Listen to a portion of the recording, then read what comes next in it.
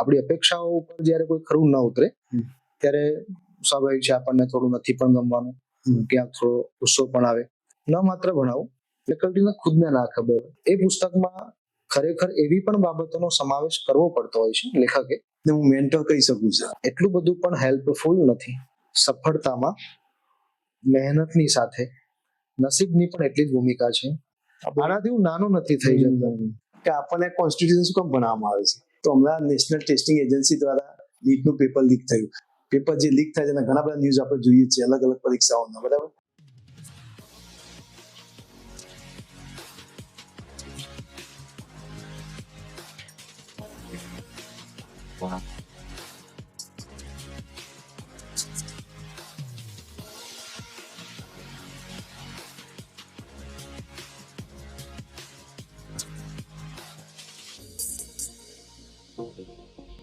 નમસ્કાર aspirants, podcast with officers કે જે આઈ એમ ઓફિસરનું એક પ્લેટફોર્મ છે જ્યાં અલગ અલગ એડમિનિસ્ટ્રેટિવ ઓફિસર્સ અને એન્ટરપ્રેનર્સ અને લીડર્સને હું તમારી સમક્ષ લઈને આવીશ. એ પ્રોમિસ કર્યું હતું એવા જ એક એડમિનિસ્ટ્રેટિવ લીડર્સને આજે હું તમારી સમક્ષ લઈને આવ્યો છું. ભગવદ્ ગીતામાં કહેલું છે કે તદ્વિધિ પ્રણિપાતેન પરિપ્રશ્નેન સેવયા ઉપદેક્ષન્તિ તે જ્ઞાનમ જ્ઞાનિનસ્ય તત્વદર્શિનઃ. એક વિદ્યાર્થી જે છે એ નોલેજનો ભૂખ્યો હોય, સામે જે ગુરુ હોય છે, જે મેન્ટર હોય છે, જે ગાઈડ હોય છે, એ નોલેજને આપવાનું કામ કરે છે. એવા જ એક એડમિનિસ્ટ્રેટિવ લીડરને, એવા જ એક ટીચરને, એવા જ એક ગાઈડને, એવા જ એક મેન્ટરને હું તમારી સમક્ષ લઈને આવ્યો છું કે જેમનું નામ છે ઋતુરાજસિંહ રાણા સાહેબ, જે પોલિટિકલ સાયન્સના એક્સપર્ટ છે અને એમને અનેક યુવાઓને ગાઈડ કર્યા છે, મેન્ટર કર્યા છે, એમને નોલેજ ઇમ્પાર્ટ કર્યું છે. એવા એક્સપર્ટ ઋતુરાજસિંહ રાણા સાહેબ, આપનું સ્વાગત છે પોડકાસ્ટ વિથ ઓફિસર્સમાં. Welcome sir. Thank you sir. તમારી જર્ની એક અદ્ભુત રહી છે, સુરેન્દ્રનગરથી સ્ટાર્ટ કરીને સાબરકાંઠા સુધીની. તો અમારે જાણવું છે કે આપનું શરૂઆતથી સ્કૂલિંગથી માંડીને અત્યાર સુધી જર્ની જણાવશો સર? એકચ્યુઅલી મેં 12 સાયન્સ કર્યું અને પછી એ સમયે તો એટલો બધો કાંઈ વિદ્યાર્થી મિત્રોમાં કોઈ સંપર્ક નહોતો કે કોઈ આપણને દિશા આપી શકે. મારા મોટા ભાઈ ડોક્ટર ધર્મરાજસિંહ રાણા એ સમયે એ એમએસસી કરતા હતા. તો મારા માટે સૌથી બેટર રસ્તો એ જ હતો કે એક ગાઈડ તરીકે હું મોટા ભાઈને પસંદ કરું જે આપણને સાચો રસ્તો બતાવે. એમણે કીધું કે સાયન્સ 12મા ધોરણનું તો પૂરું થઈ ગયું, હવે 2 ઓપ્શન છે. સારા જો ટકા આવતા હોય તો ફાર્મસી અને કાં તો પછી બાકી બધા જેમ કરતા હોય છે બીએસસી. એટલે આપણે એ સમય બીએસસી ને વધારે પ્રાયોરિટી આપી. ટકાવારી પણ ઓછી હતી, ખોટું નહીં બોલું, તો બીએસસી આપણે કર્યું. અને રેગ્યુલર બીએસસી ના 3 વર્ષ પૂરા કરી લીધા પછી મેં ડિસ્ટન્સ લર્નિંગમાં MKU તમિલનાડુ માસ્ટર ડિગ્રી પૂરી કરી, એમએસસી ક્લિયર કર્યું. સાથે સાથે આફ્ટર ગ્રેજ્યુએશન મેં એક પ્રાઇવેટ કંપનીમાં પોણા 2 વર્ષ સુધી નોકરી પણ કરી એઝ અ QA/QC ડિપાર્ટમેન્ટમાં.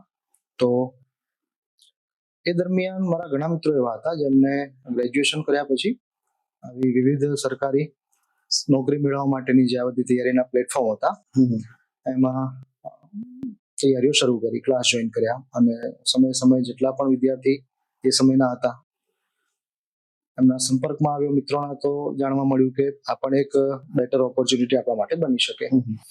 તો પછી ધીમે ધીમે આપણે પણ મન મક્કમતાથી એ બાજુ ડાયવર્ટ કર્યું કે ક્યાં સુધી આમ પ્રાઇવેટ નોકરી કરીશું. એ સમય પગારના ધોરણ પણ એટલા બધા હતા નહીં.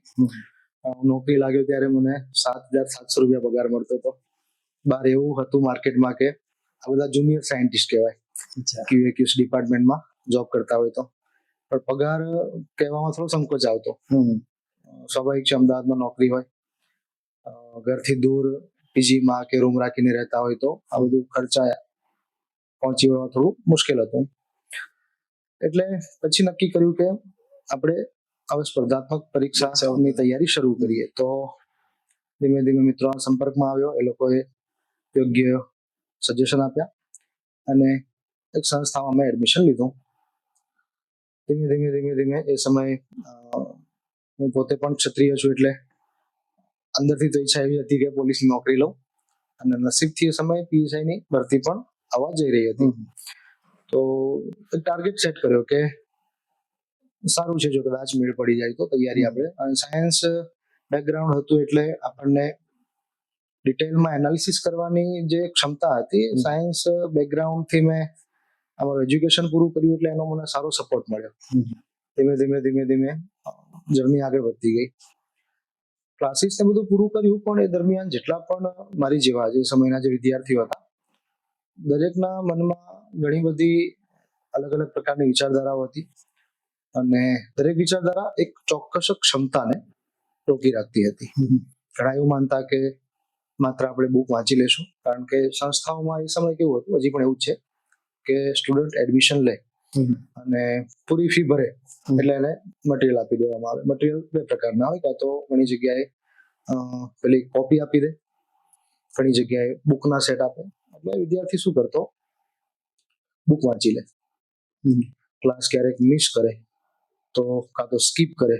પણ આ એવા હતા કે જે એકેડમી સુધી આવતા પણ ક્લાસરૂમમાં ન આવે, નીચે પાન પાર્લર હોય કે XYZ એમની જે કોઈ પણ પ્રવૃત્તિ હોય, આપણે તો બધું જોતા જોઈએ કે નીચે તો મળ્યો તો પણ ક્લાસમાં કેમ નથી દેખાતો, તો આઈડિયા આવે. એટલે આ બધું મેં નજીકથી જોયું. આ બધી તૈયારી શરૂ કરી એટલે મને ઘણું બધું જાણવા મળ્યું કે કઈ કઈ વસ્તુઓ એવી છે જે આપણામાં પણ ખૂટે છે, અને અન્યનું જોઈને પણ આપણને એવું થતું કે આપણામાં કઈ વસ્તુ બદલવા જેવી છે, અને કઈ વસ્તુ આપણે સ્વીકારી શકીએ અને કઈ વસ્તુઓનો આપણે અસ્વીકાર કરવો પડે, મતલબ છોડવી પડે. તો ત્યાંથી જ મને ખ્યાલ શરૂ થયો કે એક મેન્ટર તરીકે જો આપણે આપણી જાતને પ્રસ્થાપિત કરીએ તો આપણે આ જે વિદ્યાર્થી વર્ગ છે એમાં ઘણા બધા પરિવર્તનો લાવી શકીએ. અમે જ્યારે ભણતા ત્યારે અમારી પણ ઘણી બધી અપેક્ષાઓ હતી ફેકલ્ટીઝ પાસેથી, પણ સંજોગો સાથ કે પછી XYZ બીજું કોઈ કારણ હોય, ઘણી બધી વસ્તુઓ જે આપણી ઈચ્છા હોય એ મુજબ ન થતી હતી. તો આપણી અપેક્ષાઓ ઉપર જ્યારે કોઈ ખરું ન ઉતરે ત્યારે સ્વાભાવિક છે આપણને થોડું નથી પણ ગમવાનું, ક્યાંક થોડો ગુસ્સો પણ આવે અને ફ્રસ્ટ્રેશન ક્યાંક નીકળે. તો આ બધું જ અમે જોયું, જાણ્યું. સિસ્ટમમાં ગયા, મતલબ આ જે તૈયારી કરવા વાળી જે સિસ્ટમ હતી એમાં તો જોયું કે ઘણી બધી વસ્તુઓનો ભાવ છે. એ સમયે સંસ્થાનું નામ તો નહીં લઉં, પણ ત્યાંના જે સંચાલક હતા એમનું નામ હું ચોક્કસ લઈશ, કારણ કે એક જ એવા વ્યક્તિ હતા જે મારા અંદરની ક્ષમતા અને એ સમય ઓળખી શક્યા હતા. નામ હતું એમનું ચિંતનભાઈ પટેલ. વર્તમાન તો એમના ફેમિલી સાથે કેનેડા વેલસેટ છે. પણ XYZ સંસ્થામાં એ ભાગીદારીનો હિસ્સો ધરાવતા અને સંચાલન કરતા. તો બંધારણ બાકી બધા વિષયોમાં એક જ વિષય હતો જેમાં મને પહેલેથી રસ હતો, અને સેકન્ડ સબ્જેક્ટ હતો સ્ટેટ હિસ્ટ્રી, ગુજરાતનો ઇતિહાસ. તો મને પહેલેથી હું તૈયારી નહોતો કરતો, ભલે મારું બેકગ્રાઉન્ડ સાયન્સનું હતું તો પણ ઇતિહાસની ઘણી બધી વસ્તુઓ જાણવાનો મને પહેલેથી શોખ હતો. ઇન્ક્લાઇનેશન પોલિટિક્સ તરફ હશે. અને મારા દાદા અત્યારે તો હયાત નથી, સ્વર્ગસ્થ પ્રવીણસિંહ, તો એ રજનીશ ઓશોના બહુ મોટા ફોલોઅર હતા. બહુ બધી બુક્સ એમની હતી, અને એ સમયે ઘણા બધા દીવાનો પણ હતા જેમના દ્વારા લખાયેલી ઐતિહાસિક સામગ્રીઓ એમની પાસે અવેલેબલ હતી. તો મેં એમાંથી ઘણું બધું વાંચ્યું હતું. ઇતિહાસ જાણવાનો મને ત્યારથી રસ જાગ્યો હતો. પણ પોલિટી એટલે કે ઇન્ડિયન કોન્સ્ટિટ્યુશન એક એવો સબ્જેક્ટ હતો કે જેને મને અંદરથી જ એટલો બધો પ્રભાવિત કર્યો કે ગવર્નન્સ, ગુડ ગવર્નન્સ માત્ર ને માત્ર શાસન પૂરતું સીમિત નથી. તમે જો એને બંધારણની દ્રષ્ટિએ જોશો તો એ તમને વધુ કેપેબલ બનાવશે અને રિસ્પોન્સિબલ બનાવશે. બંધારણનું મહત્વ જે છે કે એ XYZ ને ચોક્કસ સત્તાઓ સોંપે છે, અને બીજી બાજુ એના ઉપર જરૂરી મર્યાદા પણ મૂકે છે જેથી કરીને સત્તાનો દુરુપયોગ ન થઈ શકે. રાઇટ્સ વિથ રિસ્પોન્સિબિલિટી બંનેનું તો કોમ્બિનેશન છે. બધું એ સમય જાણી શક્યો. તો અંદરથી જ એવી ઈચ્છા થઈ કે આ વિષય આપણા માટે મહત્વનો છે. બહુ ઊંડાણપૂર્વક મેં એનો અભ્યાસ કર્યો, અને જ્યારે જ્યારે મને કોઈ ચોક્કસ ખામીઓ જણાતી ત્યારે હું લગતા વળગતા મિત્રો જે એના જાણકાર હોય અને ફેકલ્ટી જે સમય અમને ભણાવતા એમની મદદ લેતો. બુક્સમાં કેવું થતું, જે તે પબ્લિકેશનની બુક આપણને મળે, લેખક ચોક્કસ પ્રકારે આપણી જેમ કોઈ માણસ જ છે, માણસથી તો ભૂલો થવાની જ છે. કોઈ લેખક લખવાથી ભૂલ ન કરે તો ટાઈપિસ્ટ છે એને કદાચ ટાઈપ કરવામાં ભૂલ કરી નાખે, અને એન્ડમાં તો જે બુક તૈયાર થતી હોય છે એમાં નાની મોટી ખામીઓ થવાની જ છે. તો મને શોધવાનો, એના ઉપર ચોક્કસ જવાબદાર વ્યક્તિનું ધ્યાન દોરવાનો, આ બધો મને પહેલેથી જ શોખ હતો. ચિંતનભાઈ જે હતા એમને આ બધું જોયું, જાણ્યું, તો એમને કીધું કે તું કેપેબલ છે, ઠીક છે તૈયારી કરે જ છે, અને મારી તો એવી ઈચ્છા છે કે તને નોકરી મળી જાય, પણ સાથે ને સાથે જો અર્નિંગનો પણ તને સ્કોપ મળી શકે એમ હોય તો એને ઇગ્નોર ન કરી શકાય અને દિશામાં પણ વિચારી શકાય. જો તારી ઈચ્છા હોય તો તું આ પ્લેટફોર્મ પર આવી શકે છે અને હું એમાં તને મદદ કરી શકું. જવાબદાર જે વ્યક્તિઓ છે, સાહેબો છે, એમને હું ભલામણ કરું અને તને યોગ્ય સ્ટેજ પ્રોવાઈડ કરે તો એમને મારી બહુ મદદ કરી અને એમના મદદથી જ હું XYZ સંસ્થામાં મેં મારું ભણાવવાનું, ટીચિંગ કરાવવાનું શરૂ કર્યું અને ધીમે ધીમે ધીમે સમય આગળ વધ્યો.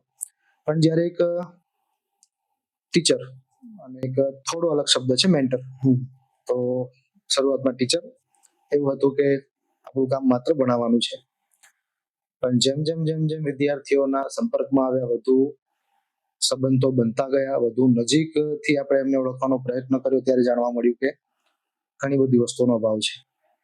તો એક મેન્ટર તરીકે જો આપણે આપણી જાતને પ્રસ્થાપિત કરી શકીએ તો આપણે વિદ્યાર્થીને યોગ્ય દિશા પણ બતાવી શકીએ. બંધારણ શરૂઆતથી જ મેં એવું માની લીધું હતું, જે વાસ્તવિકતા છે કે માત્ર એ વાંચવાનો સબ્જેક્ટ નથી, ડીપ થિંકિંગ, ડીપ એનાલિસિસ જરૂરી છે.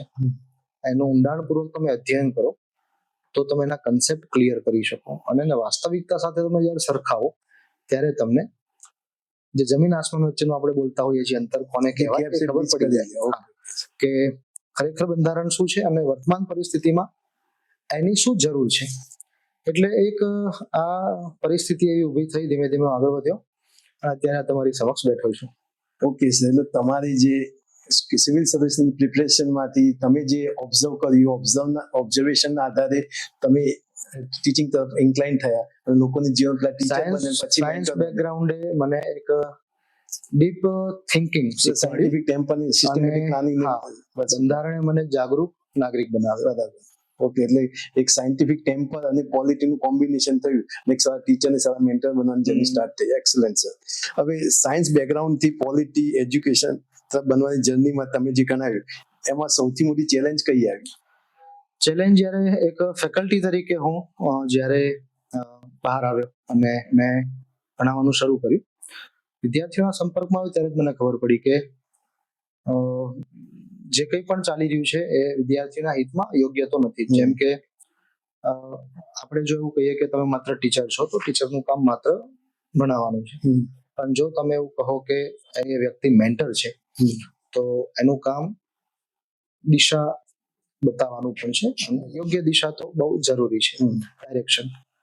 અને ન માત્ર ભણાવું, વિદ્યાર્થીનો કન્સેપ્ટ પણ ક્લિયર થવો જોઈએ. Conceptual clarity. હું જ્યારે બંધારણ તો પહેલેથી હું માનું છું, જેટલા પણ વિષયો છે બધામાં આ એક જ વિષય કદાચ એવું માની શકું, એને તમે તમારી સ્થાનિક ભાષામાં સમજી શકો છો, સ્થાનિક ભાષામાં તમે રજૂ પણ કરી શકો છો.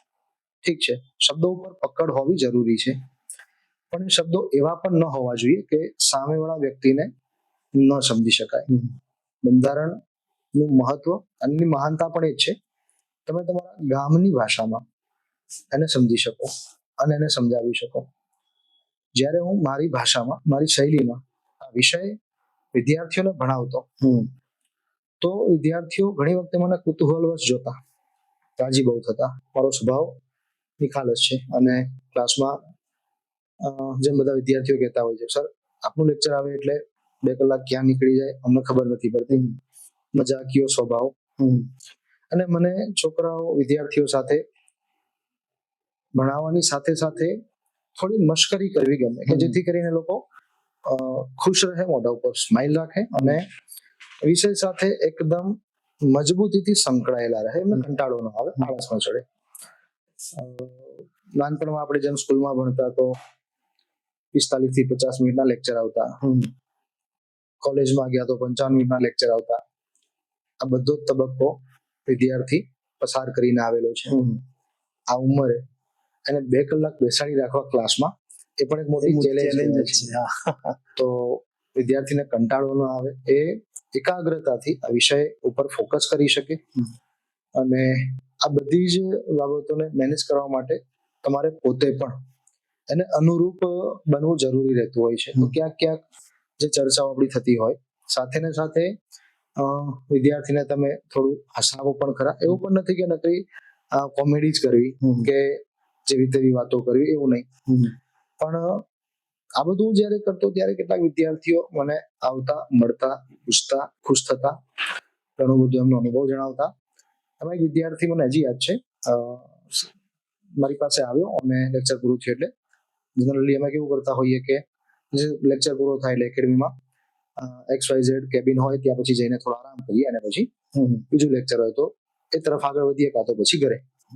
તો હું બેસતો ત્યારે વિદ્યાર્થી કેબિનમાં આવ્યો અને થોડી વાર તો મને જોઈ રહ્યો. પછી એને મને એવું કીધું કે સર દિલથી એક વાત કહેવી છે. મેં કીધું બોલ ભાઈ. તો એને એવું કીધું, જનરલી હું દરેક જગ્યાએ ભણાવવાની શરૂઆત કરું ત્યારે જ મારી ઓળખ આપી દઉં કે મેં MSc કરેલું છે અને હું તમને આ ઇન્ડિયન પોલિટી સબ્જેક્ટ ભણાવું છું.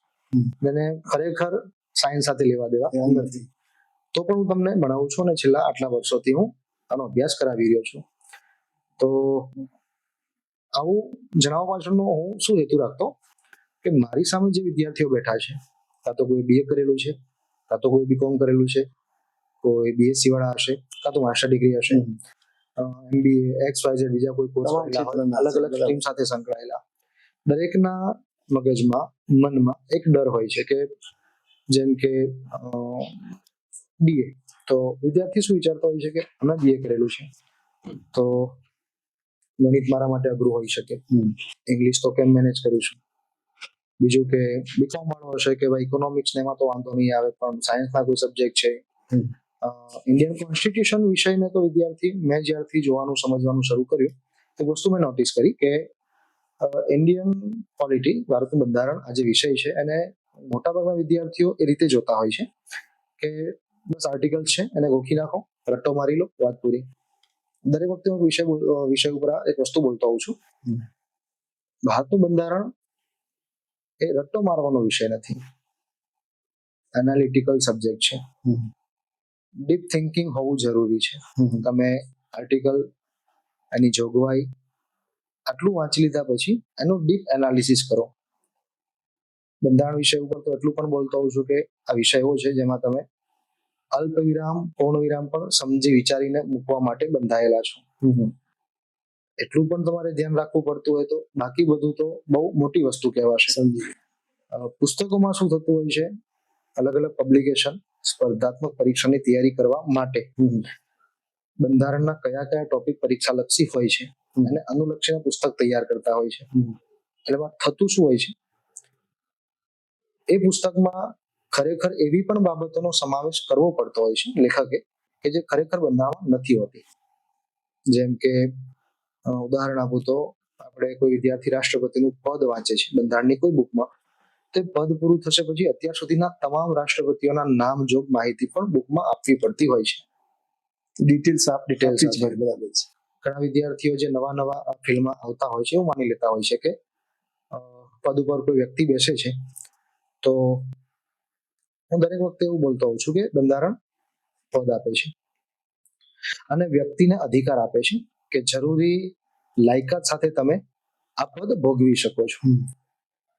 અને એના માટે તમે કોઈ ધર્મ, જાતિ, જ્ઞાતિથી ચોક્કસપણે બિલોંગ કરતા હોવા જરૂરી નથી. કોઈ પણ જાતના ભેદભાવ વગર તમારા માટે જરૂરી લાયકાત સાથે કોઈ પણ પદ ખુલ્લું હશે. એ માત્ર પદ આપે છે. કોઈ વ્યક્તિ એ પદ સુધી પહોંચતો હશે તો એમાં રાજનૈતિક જે પૃષ્ઠભૂમિ છે એ પણ એટલી જ મહત્વની ભૂમિકા ભજવતી હોય છે. જેમ કે માનનીય આપણા વડાપ્રધાન શ્રી નરેન્દ્રભાઈ મોદી છે, એમને વડાપ્રધાનના પદે નથી બેઠા, એમને રાજનૈતિક ક્ષેત્રમાં એક હદથી વધુ મહેનત કરી હશે, જીવનનો ભોગ આપ્યો હશે, ત્યારે પક્ષે એમના પર ભરોસો મૂક્યો હશે. પણ એ કઈ જાતિથી બિલોંગ કરે છે, કયા ધર્મથી બિલોંગ કરે છે, બંધારણ એ સત્તા નથી આપતું. એ માત્ર ને માત્ર તમારી લાયકાત જોવે છે કે શું ખરેખર તમે સક્ષમ છો કે કેમ. મતલબ જરૂરી લાયકાતો તમે ધરાવો છો કે કેમ. ધરાવો છો તો બીજી કોઈ જરૂર નથી. આ વિષયની મહાનતા છે. અને દરેક વખતે વિદ્યાર્થીઓનો હું એ જ જણાવતો હોઉં છું કે માત્ર વાંચવાનો, ગોખવાનો વિષય નથી, સમજવાનો વિષય છે. અને દરેક વખતે એ દિશામાં આગળ વધતો હોઉં છું. ઓકે સર, એટલે બહુ સરસ કે પોલિટી એક સબ્જેક્ટ જે છે અને ટીચર અને સ્ટુડન્ટ વચ્ચેનું જે રિલેશન જે છે, જે ક્લાસની ટીચિંગની જે વાત કરી, એમાં બધું તમે આમાં આવરી લીધું છે સર. અને આ બહુ જવાબ પણ બધાને, યુવાઓને સ્પર્શે એવું છે કે કેવી રીતે પોલિટીને તમે એપ્રોચ કરો છો. સર બીજું એક ક્વેશ્ચન છે તમારી સમક્ષ કે ઓફલાઈન ટીચિંગ હતું પહેલા, પોસ્ટ કોવિડ ઓનલાઈન ટીચિંગ પણ આવ્યું, એનાથી બદલાવ શું આવ્યું છે? આપનું શું માનવું છે? કારણ કે ઘણા બધાને આ પ્રશ્ન છે કે ઓફલાઈન ટીચિંગ જવું કે ઓનલાઈન ટીચિંગ જવું, અને આ એક ચેલેન્જીસ છે જ બધાને. ચેલેન્જીસમાં તો કેવું છે, વિદ્યાર્થી વર્ગ છે ને એ બહુ ભોળો છે. અને સ્વાભાવિક છે, હું પણ ત્યાંથી જ અહીં સુધી પહોંચેલો છું. જે તે સમયે હું પણ એક વિદ્યાર્થી હતો. લોભામણી લાલચો આપવી, ફ્રીમાં જે કન્ટેન્ટ આપવાની જે હરીફાઈ ચાલી રહી છે માર્કેટમાં, આપ પણ જાણતા હશો. એનાથી થતું શું હોય છે, યુટ્યુબ કોઈ ચેનલ બનાવી અત્યારે એકદમ સરળ છે. જે તે વ્યક્તિ પછી મગજમાં એક માઇન્ડસેટ કરતો હોય છે કે હવે હું આમાં મેક્સિમમ ફોલોઅર્સ કેમ કરીને ઉભા કરે. એના માટે નક્કી કર્યું છે કે સવારથી લઈને સાંજ કે રાત સુધી મારે નિયમિતપણે ચોક્કસ કન્ટેન્ટ પીરસતા રહેવું છે, ફ્રી ઓફ કોસ્ટ. સારું કહેવાય. જે વિદ્યાર્થી આર્થિક રીતે સક્ષમ નથી એના માટે તો વરદાન હોઈ શકે. પણ પરિસ્થિતિ ક્યારે બદલાતી હોય છે, અને આ વસ્તુને આપણે ચેલેન્જિંગ કેમ કહીએ છીએ. ઓનલાઈન શિક્ષણ એટલું બધું પણ હેલ્પફુલ નથી જ્યારે કોઈ વિદ્યાર્થીને કન્સેપ્ટ ક્લિયર ન થાય. મોબાઈલનો ઉપયોગ આપણે જાણીએ છીએ કે જો તમે મોબાઈલમાં જ સતત 2 કલાક કે 3 કલાક બેસીને કોઈ મૂવી જોઈ શકતા હોત તો થિયેટરોનું અસ્તિત્વ ના હોત આજના જમાનામાં. ઘણા લોકો હજી પણ એવા છે જે થિયેટરમાં જઈને મૂવી જોવાનું પસંદ કરતા હોય છે, અને ઘણા એવા છે જે સબસ્ક્રિપ્શન લઈ લેતા હોય છે અને મોબાઈલમાં જ બધું જોઈ લેતા હોય છે.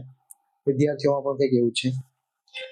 પણ એમને તકલીફ ક્યાં થાય છે, એવા પણ પ્લેટફોર્મ છે કે જ્યાં બહુ ખોટી રીતે વિષયને પ્રસ્તુત કરવામાં આવતો હોય છે.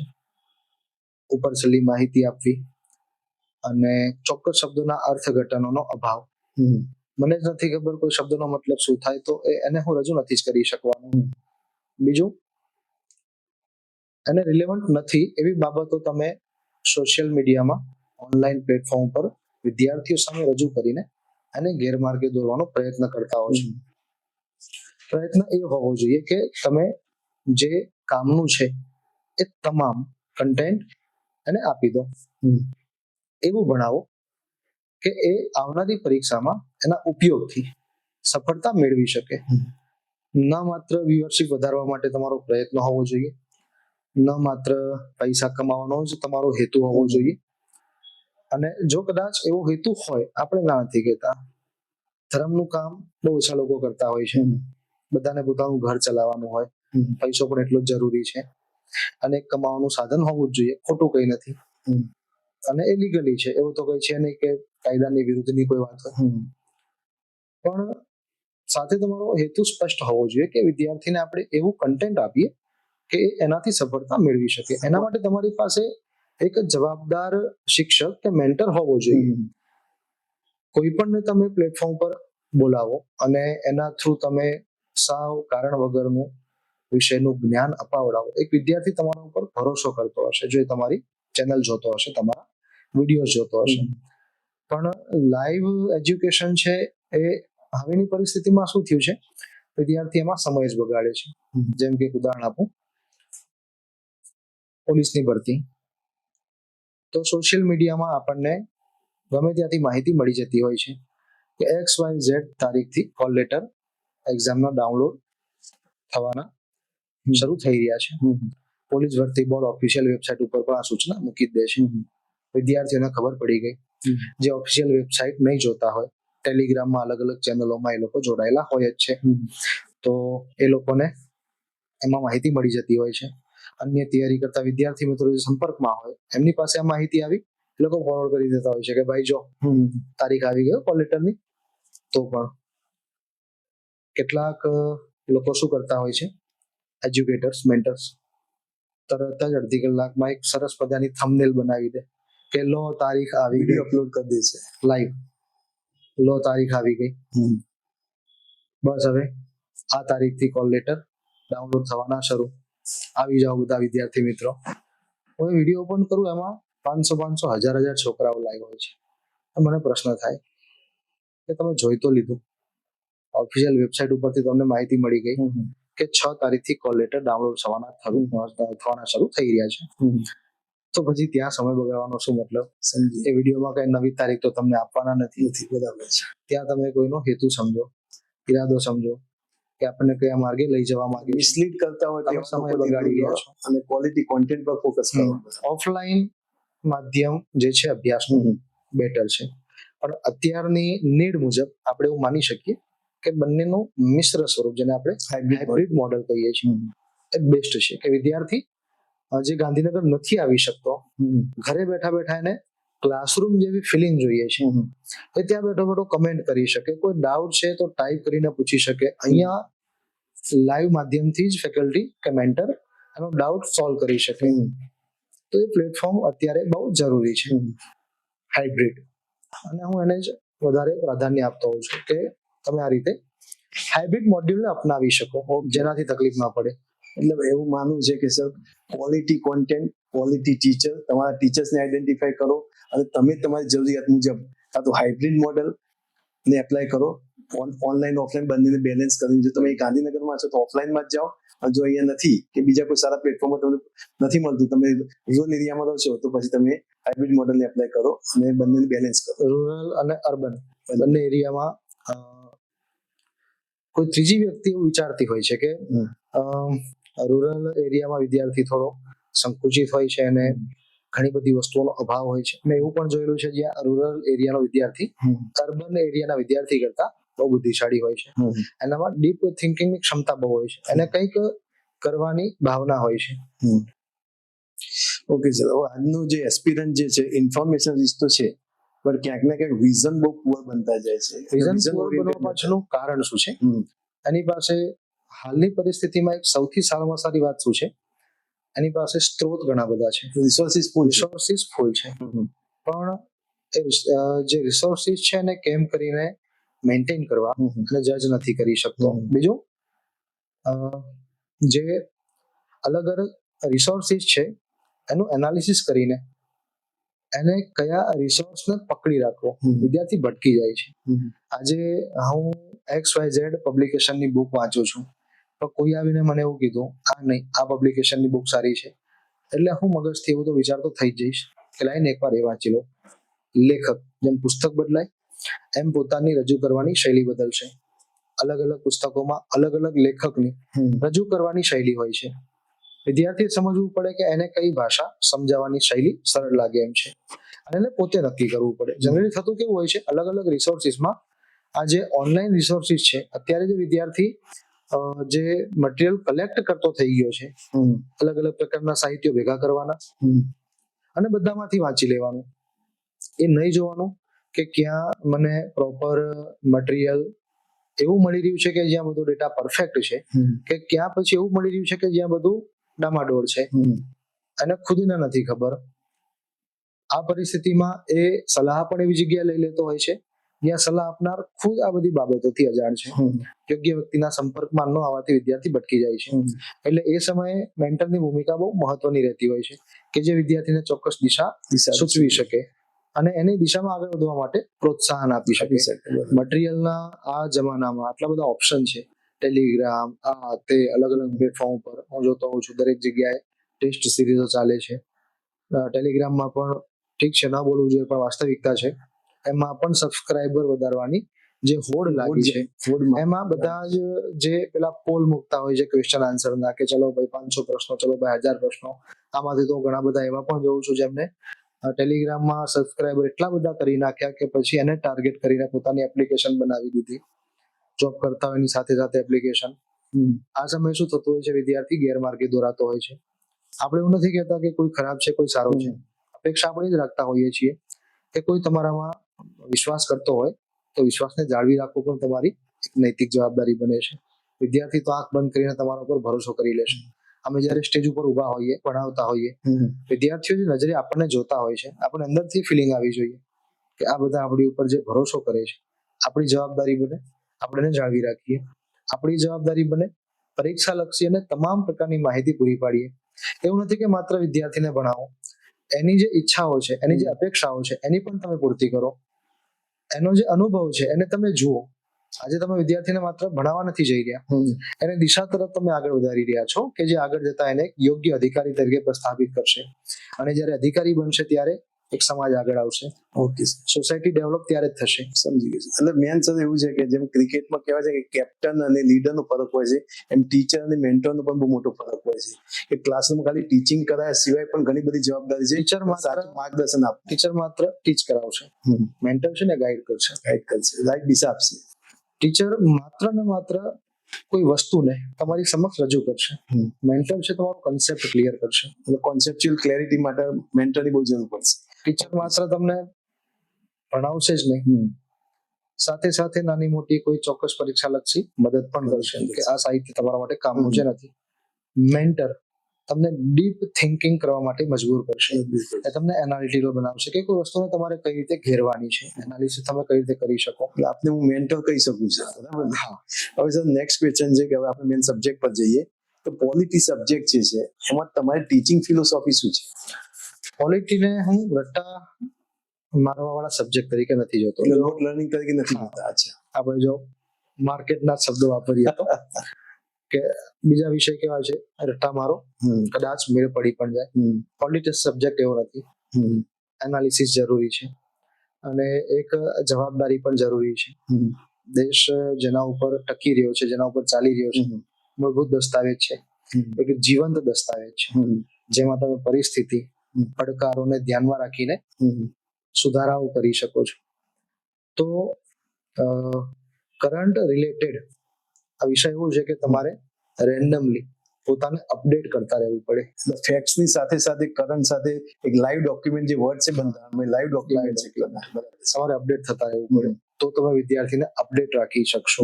હું દરેક વિદ્યાર્થીઓને એ જ સલાહ આપું કે તમે દરવાજો ખોલીને બહાર નીકળશો ને, આ ક્લાસરૂમમાંથી લેક્ચર પૂરા થાય અને બહાર નીકળશો, આ વિષય તમારી સાથે જકડાઈ જશે. તમે ચાહો ત્યાંથી આ વિષયનું મહત્વ કલેક્ટ કરી શકો છો. તમે શાંતિથી તમારું જીવન જીવી રહ્યા છો, તમારી સાથે જો કોઈ જાતનો ભેદભાવ નથી થતો, આ વિષયની મહાનતા છે. અને આ વિષય તમને એક જાગૃત નાગરિક પણ બનાવે છે, તમને તમારા અધિકારોની માહિતી આપે છે, એ તમને એ જ્ઞાન આપે છે કે તમે સત્તા પાસે જવાબો માંગી શકો છો, કારણ કે સત્તા એને બંધારણે આપી છે અને એના ઉપર મર્યાદા પણ મૂકી છે. અને બીજી બાજુ તમને કેટલા અધિકારોની સુરક્ષા પણ મળે છે. એટલે આ સંતુલન તમે તો જાળવી શકો જો તમે ડીપલી એનાલિસિસ કરો વિષયનો. પરીક્ષામાં વિદ્યાર્થી એ મેન્ટાલિટી રાખતો હોય છે હજી પણ કે બંધારણના આર્ટિકલ આપણે વાંચી લઈએ એટલે વાત પૂરી, અને જોગવાઈઓ વાંચી લીધી વાત પૂરી. ઘણા બધા શબ્દો એવા છે જે એ નથી સમજી શકતો.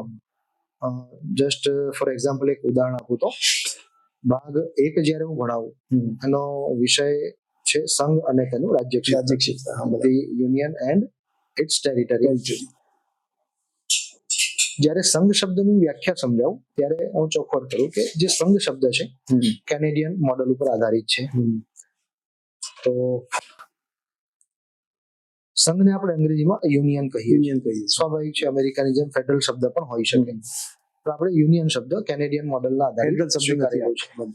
તો દર વખતે એક વાક્ય બોલું કે સંઘની વ્યાખ્યામાં તમે માત્ર ને માત્ર રાજ્યનો જ ઉલ્લેખ કરો છો. સંઘ શબ્દ છે ને જ્યારે સરકાર સાથે જોડાય છે, આપણે બોલતા હોઈએ સંઘ સરકાર. વ્યવહારુ એક શબ્દ છે કેન્દ્ર સરકાર. ઘણા વિદ્યાર્થીઓને ખબર જ નથી કે બંધારણમાં કેન્દ્ર શબ્દ જ નથી, સંઘ શબ્દ છે. તમે ખાલી આ એક વસ્તુ સમજી જાઓ તો તમને એ આઈડિયા આવશે કે આપણી બંધારણ સભા કેટલી મહાન હશે. કેવા કેવા શબ્દો ઉપર એમણે પોતાનો જીવ રેડ્યો છે, એ હદ સુધીનો પ્રયત્ન કર્યો છે, એક શબ્દમાં જાન એક એક શબ્દમાં જીવ આપ્યો છે. જેમ કે કેન્દ્ર શબ્દને આપણે ગણિતિક ભાષામાં શું કહીએ, એક મોટું રાઉન્ડ કરવાનું, વચ્ચે ટપકું કરવાનું, સેન્ટર. એટલે ખાલી સેન્ટર કવર કરે છે. સંઘ શબ્દ છે ને આખો એરિયા કવર કરે છે, એટલે હોલ કોન્સેપ્ટ આપે છે. એટલે હું કહું કેન્દ્ર શબ્દનો અસ્વીકાર કરવા પાછળનું કારણ એક આ છે. અને તમે સોચ સમજો એ સમયે કોઈ ટેકનોલોજી વગર બંધારણ સભા કેટલી મહાનતાપૂર્વક કામ કરી ગઈ, તો એ મૂલ્ય આપણે જાળવી રાખવા પડે. અને રોટ લર્નિંગ કરતા કોન્સેપ્ચ્યુઅલ ક્લેરિટી એ તમારી Concept clear હોવો ફિલોસોફી જોઈએ. છે. ઓકે સર, હવે આપણે પોલિટી કેમ મેટર કરે છે, શા માટે પોલિટી આટલો ઇમ્પોર્ટન્ટ સબ્જેક્ટ છે? અને ઘણી વખત કહીએ કે પોલિટિક્સ સબ્જેક્ટ છે, લોકો એમ કહે, પણ ખરેખર પોલિટી દરેક સબ્જેક્ટ સાથે કનેક્ટેડ ઇન્ટરલિંક સબ્જેક્ટ છે. તો સર, મારો પહેલો ક્વેશ્ચન છે કે દરેક સિવિલ સર્વન્ટ માટે પોલિટી સબ્જેક્ટ ડીપલી સમજવો કેમ જરૂરી છે? સિવિલ સર્વન્ટ બંધારણ એના માટે મહત્વનું કેમ છે? સિવિલ સર્વન્ટ છે ને માત્ર અધિકારી નથી. જો એ બંધારણને નથી સમજતો તો સંભાવના પૂરેપૂરી છે પોતાને મળેલી સત્તા દુરુપયોગ કરશે. બરાબર છે. બંધારણ એને સત્તાનો દુરુપયોગ કરતા રોકે છે. એના માટે એ જરૂરી છે કે એ એક સાચો સમાજ સેવક બની શકે છે, એક કર્તવ્યનિષ્ઠ અધિકારી તરીકે પોતાની છાપ પ્રસ્થાપિત કરી શકે છે, જેને બંધારણનો ઊંડાણપૂર્વક અભ્યાસ કર્યો છે. તો માત્ર એ નહીં વિચારે કે મને મળેલી સત્તા છે, એ વિચારશે મારી સત્તા નહીં, સત્તા કરતા વધુ એક જવાબદારી છે જે મને સરકારે આપી છે લોકોના કામ કરવા માટે. તો એમાં હું કોઈ પણ જાતનો ભેદભાવ ન રાખી શકું અને મળેલી સત્તા છે બંધારણની મર્યાદામાં રહીને હું એનો કુશળતાપૂર્વક ઉપયોગ કરું. આ એને એક સારો વ્યક્તિ તરીકે પણ પ્રસ્થાપિત કરશે વિષય, એક સારા જવાબદાર સિટીઝન તરીકે સાથે સાથે એક સારા સિવિલ સર્વન્ટ તરીકે બનવા માટે જો પોલિટીનું નોલેજ હશે તો સારી રીતે કામ કરી શકશે. Definitely. એક્સલન્ટ. હવે બીજો સર છે કોન્સ્ટિટ્યુશનલ મોરાલિટી વગર કોઈ પણ સારો એડમિનિસ્ટ્રેટર બની શકે? ના બની શકે. કે એડમિનિસ્ટ્રેટર શબ્દ તો બહુ મોટો છે. ગુડ ગવર્નન્સ, આપણે ગવર્નન્સને માત્ર ને માત્ર એક શાસન તરીકે જ સીમિત રાખેલું છે. કોન્સ્ટિટ્યુશનલ મોરાલિટી જરૂરી છે. બંધારણનો અભ્યાસ તમે કરેલો છે, શાસનને તમે એકદમ નજીકથી સમજેલા છો, તો તમે એને ચલાવવાની રીત સમજી શકશો.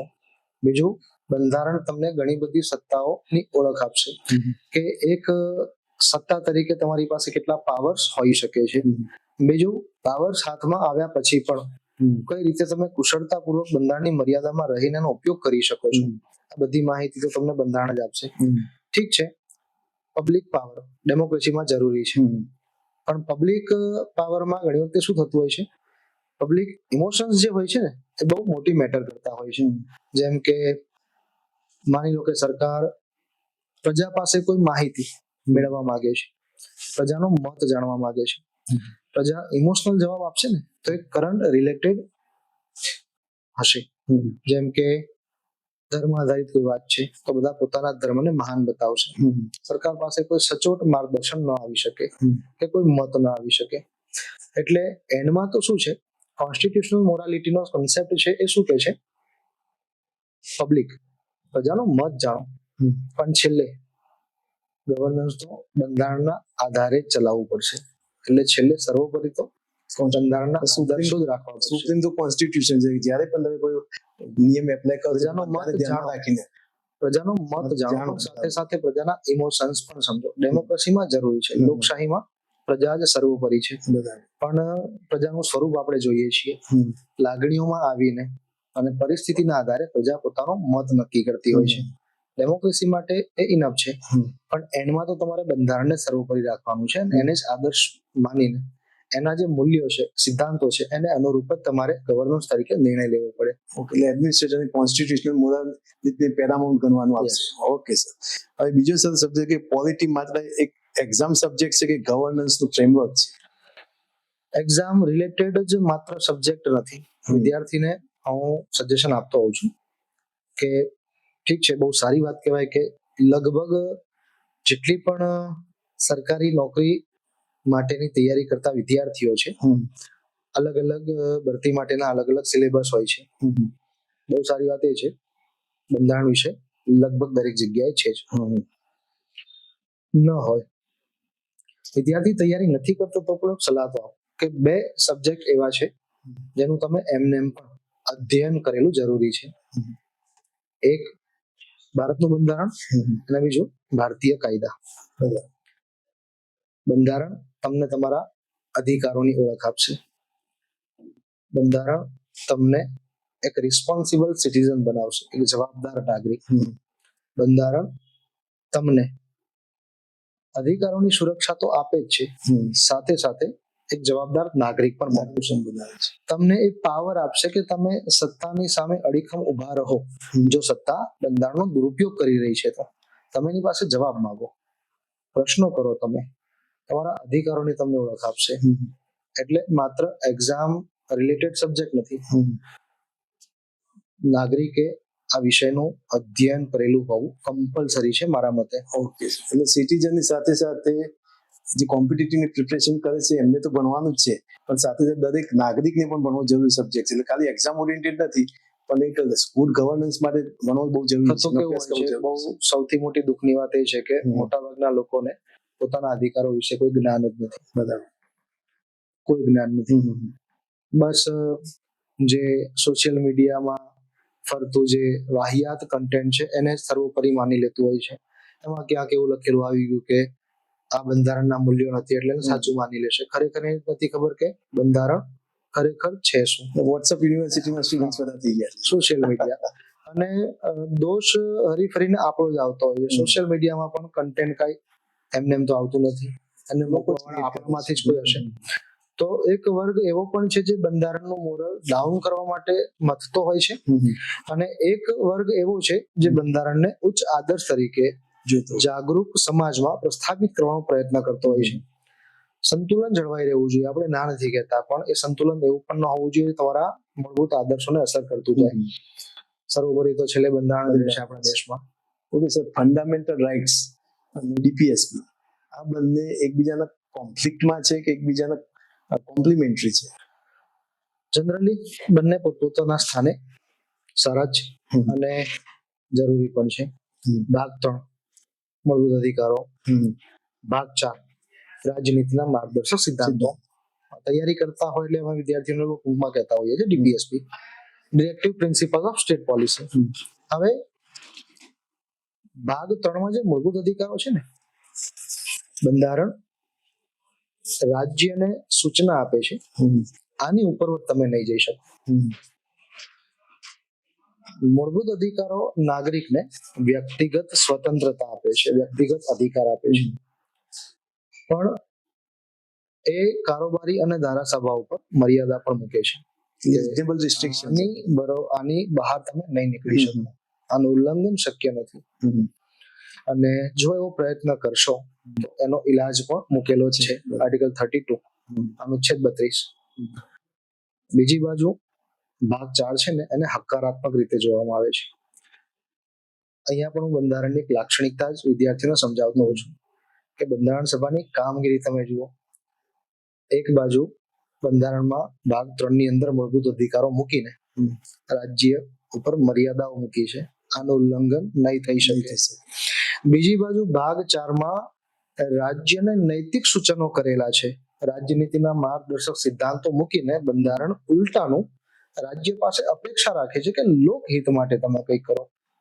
પણ બંને વચ્ચેનું સંતુલન એ આપણા બંધારણની લાક્ષણિકતા છે. એટલે અલ્ટિમેટલી બંનેનું સંતુલન જ છે. એક બાજુ ઇન્ડિવિડ્યુઅલ રાઇટ છે અને બીજામાં રાજ્ય કઈ રીતે ચલાવવું એની એક સિસ્ટમેટિક વેમાં ગાઈડ કરી છે, એટલે ગાઈડલાઇન્સ કહી શકીએ આપણે. બીજા સર ટર્મિનોલોજી છે જ્યુડિશિયલ એક્ટિવિઝમ, જ્યુડિશિયલ રિવ્યુ અને જ્યુડિશિયલ આઉટરીચ. આ 3 વર્ડને કઈ રીતે ડિફાઇન કરશે? જ્યુડિશિયલ એક્ટિવિઝમ ન્યાયિક સક્રિયતા, જ્યુડિશિયલ રિવ્યુ ન્યાયિક સમીક્ષા, અને જ્યુડિશિયલ ઓવરરીચ ન્યાયિક અતિક્રમણ. જનરલી કેવું છે, ત્રણેય પોતપોતાના સ્થાને જરૂરી છે. જ્યુડિશિયલ ઓવરરીચ અને જ્યુડિશિયલ એક્ટિવિઝમ બંને એકબીજાને રિલેવન્ટ છે, અનુરૂપ છે, સંલગ્ન છે. બંધારણ એક બાજુ સંસદને કાયદો બનાવવાની સત્તા આપે છે, તો બીજી બાજુ મર્યાદા પણ મૂકે છે કે બંધારણનું ઉલ્લંઘન થાય, નાગરિકના કોઈ અધિકારને અસર થાય એવા કાયદા તમે નહીં બનાવી શકો. જો બનાવવાનો પ્રયત્ન કરો છો તો ન્યાયતંત્ર એની સમીક્ષા કરી શકે છે, અને જરૂર જણાય તો ન્યાયતંત્રને સ્થગિત પણ કરી શકે છે, સમાપ્ત પણ કરી શકે છે. આ જ્યુડિશિયલ રિવ્યુનો કન્સેપ્ટ છે. એક બાજુ ન્યાયતંત્રને રિવ્યુનો પાવર આપે છે કે તમે સમીક્ષા કરી શકો છો, કાયદાની પણ, આદેશોની પણ, કોઈ સુધારાની પણ, ઇવન તમારા પોતાના જજમેન્ટ્સની પણ. સુપ્રીમ કોર્ટ તો પોતાના અગાઉના આપેલા ચુકાદા પણ રિવ્યુમાં લઈને જો જરૂર જણાય તો એમાં પરિવર્તન કરી શકે છે. જ્યુડિશિયલ એક્ટિવિઝમનો મતલબ આખો અલગ છે. ન્યાયિક સક્રિયતા કોને કહેવાય કે જ્યારે કારોબારી પોતાની જવાબદારી ચૂકે છે ત્યારે ન્યાયતંત્ર જવાબદારીનો અહેસાસ કરાવે છે. કોઈ નિર્ણય જે તે સમયે સરકાર જો લેવામાં નિષ્ફળ જાય છે પણ ન્યાયતંત્રને એવું લાગે છે કે ના આ જરૂરી છે તો એના પર ભાર મૂકશે. પણ ઘણી વખતે કેવું થતું હોય છે, નીતિ ઘડવાની સત્તા, કાયદા બનાવવાની સત્તા બંધારણે સંસદને આપી છે તો એ પૂરતી સીમિત રખાય. કારોબારી નિર્ણય લે છે તો એ સત્તા પૂરતી સીમિત રખાય. પણ ન્યાયતંત્ર જ્યારે પોતાના ન્યાયિક ક્ષેત્રની બહાર જઈને પોતે કારોબારીની જેમ વર્તવાનો પ્રયત્ન કરે ત્યારે ઉદ્ભવ થાય છે જ્યુડિશિયલ ઓવરરીચનો, ન્યાયિક અતિક્રમણનો. અપેક્ષા રાખે છે કે તમે યોગ્ય દિશામાં નિર્ણય લો, પણ તમે નથી લેતા તો નિર્ણય હું જાતે લઈ લઈશ. સેપરેશન ઓફ પાવર જે છે એને બેલેન્સ પણ કરવા જરૂરી છે, એનો ઓવરરીચ પણ ના થઈ જવું જોઈએ જેથી સેપરેશન પાવરનું ઉલ્લંઘન થાય. સર, બીજો એક ક્વેશ્ચન છે કે કોન્સ્ટિટ્યુશનલ મોરાલિટી અને પોપ્યુલર મોરાલિટી. હમણાં આગળ પણ તમે જણાવ્યું કે જે પણ કામ કરવાનું છે એ કોન્સ્ટિટ્યુશનના ફ્રેમવર્કમાં જ કામ કરવાનું છે. અને પોપ્યુલર મોરાલિટી તમે કહ્યું કે પબ્લિક પોતાની રીતે બિહેવ કરવાનું ચાલુ લાઈવ ફ્રેમવર્ક છે બંધારણ, એટલે કોન્સ્ટિટ્યુશનલ મોરાલિટી ટોપ પ્રાયોરિટીમાં રખાય અને એને જે કાગળ તરીકે માનીને તમારે આગળ વધવું જોઈએ. તમને પરિપક્વ વ્યક્તિ બનાવશે, તમને શીખવશે કે સમાનતા શું છે, ન માત્ર સમાનતા શીખવશે, એમાં રહેલા અપવાદોની પણ બહુ સરળતાથી ઓળખ આપશે, તમને બહુ પરિપક્વ બનાવશે, એટલે જરૂરી છે. Okay sir. બીજું કોઓપરેટિવ ફેડરલિઝમ છે અને કોમ્પિટિટિવ ફેડરલિઝમ છે. હાલમાં આ બંને તમે કઈ રીતે જોઈ રહ્યા છો? કોઓપરેટિવ ફેડરલિઝમ એ કેન્દ્રીય સ્તરે જરૂરી છે. દેશ તો જ ચાલશે જો બધા જ રાજ્યો પોતપોતાની ક્ષમતા મુજબનો સહયોગ આપે. તમામ રાજ્યોના સહયોગથી દેશ ચાલવાનો છે. તો કોઓપરેશન પણ એટલું જરૂરી છે, પણ કોમ્પિટિટિવ શબ્દ પણ એટલો જ જરૂરી છે. એ રાજ્યોને કલેક્ટિવલી હકારાત્મક સંકલ્પના આપે છે કે તમે પોઝિટિવલી તમારા રાજ્યોમાં કઈ રીતે વિકાસ કરી શકો, એ દિશામાં તમે આગળ વધો, એ સમજવાની અને જજ કરવાની ક્ષમતા આપે છે. એટલે બંને પોતપોતાના સ્થાને જરૂરી છે. બંને પોતપોતાના સ્થાને કોમ્પિટિટિવ ફેડરલિઝમ જરૂરી છે અને કોઓપરેટિવ ફેડરલિઝમ જરૂરી. બીજો એક સર ક્વેશ્ચન છે કે ઇન્ડિયન ડેમોક્રેસી વિશે કયો સૌથી વધારે મિસકન્સેપ્શન છે લોકો? ડેમોક્રેસીના લોકો એવું જ માને છે કે એ ખાલી દિલ્હી પૂરતી સીમિત છે. એવું નથી. જ્યાં સુધી લોકો ડિસિઝન મેકર નહીં બને, તમે એમનો સહયોગ નહીં માંગો, ત્યાં સુધી સાચી ડેમોક્રેસીની વ્યાખ્યા પ્રસ્થાપિત નહીં થઈ શકે. લોકશાહીમાં આખરે તો જનતા જ છે અને બહુ સ્પષ્ટપૂર્વક હું માનતો હોઉં છું કે પંચાયતી રાજ વ્યવસ્થા જે છે એ બહુ ઉત્તમ ઉદાહરણ પૂરું પાડે છે કે છેવાડાનો વ્યક્તિ પણ એક નિર્ણય લેવાની જે પ્રક્રિયા છે એમાં પોતાનો સહયોગ આપતો હોવો જોઈએ. ઘણી વખતે એવું બનતું હોય છે કે અલગ અલગ વિચારધારાઓ ભેગી થાય ને ત્યારે જ તમે કોઈ સાચો નિર્ણય સૌ સારી રીતે લઈ શકો. જરૂરી નથી દરેક જગ્યાએ તમે એક જ સાચા હોય, તો બીજો વ્યક્તિ તમારી કોઈ ખામી પણ દર્શાવી શકે, તમારા કરતા પણ સારો કન્સેપ્ટ રજૂ કરી શકે જે એકદમ હકારાત્મક હોય. અલગ અલગ વિચારધારાઓ ભેગી થાય ત્યારે જ એક મહાન વિચારધારા આ બધાનું મિશ્રણ કરીને જન્મ લેતી હોય છે. તો સારું જ છે. Okay sir. નેક્સ્ટ ક્વેશ્ચન છે કે ઇન્ડિયામાં કોન્સ્ટિટ્યુશનલ લિટરસી બહુ વીક છે.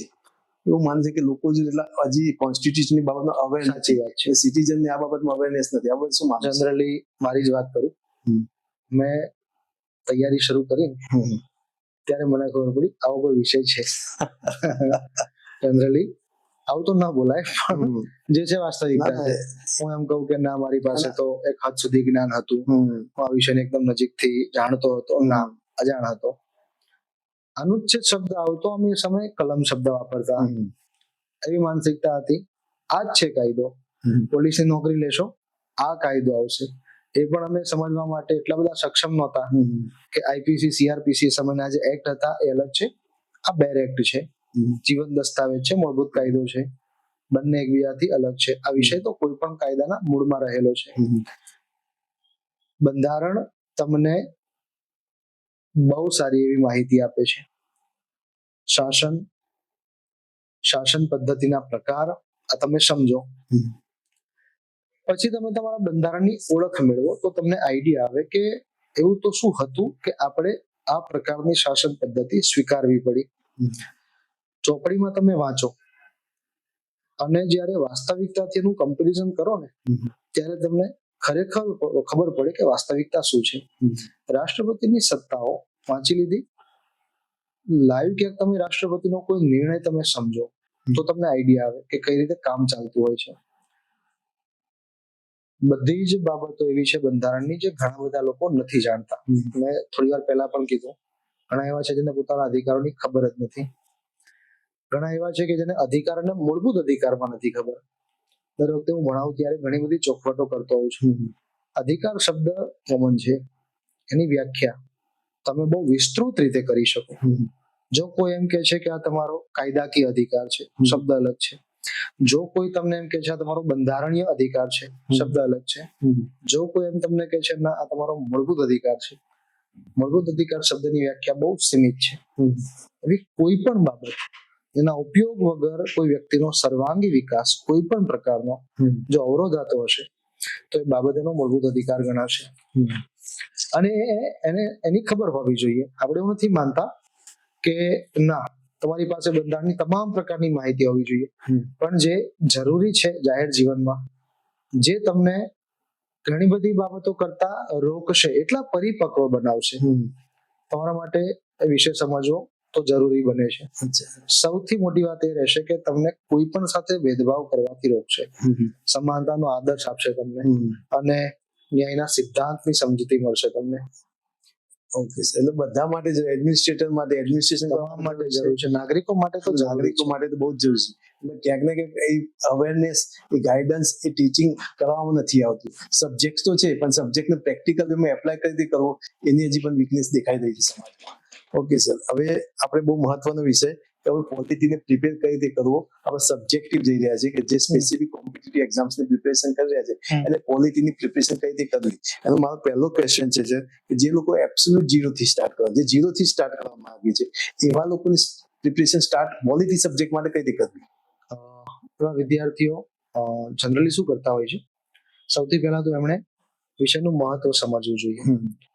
એ કઈ એક્ઝામની તૈયારી કરી રહ્યા છે, એક્ઝામના સિલેબસને એકવાર રિફર કરવો જોઈએ. જો આ વિષય એના માટે નવો છે તો એને પાયાથી એના અભ્યાસની શરૂઆત કરવી જોઈએ.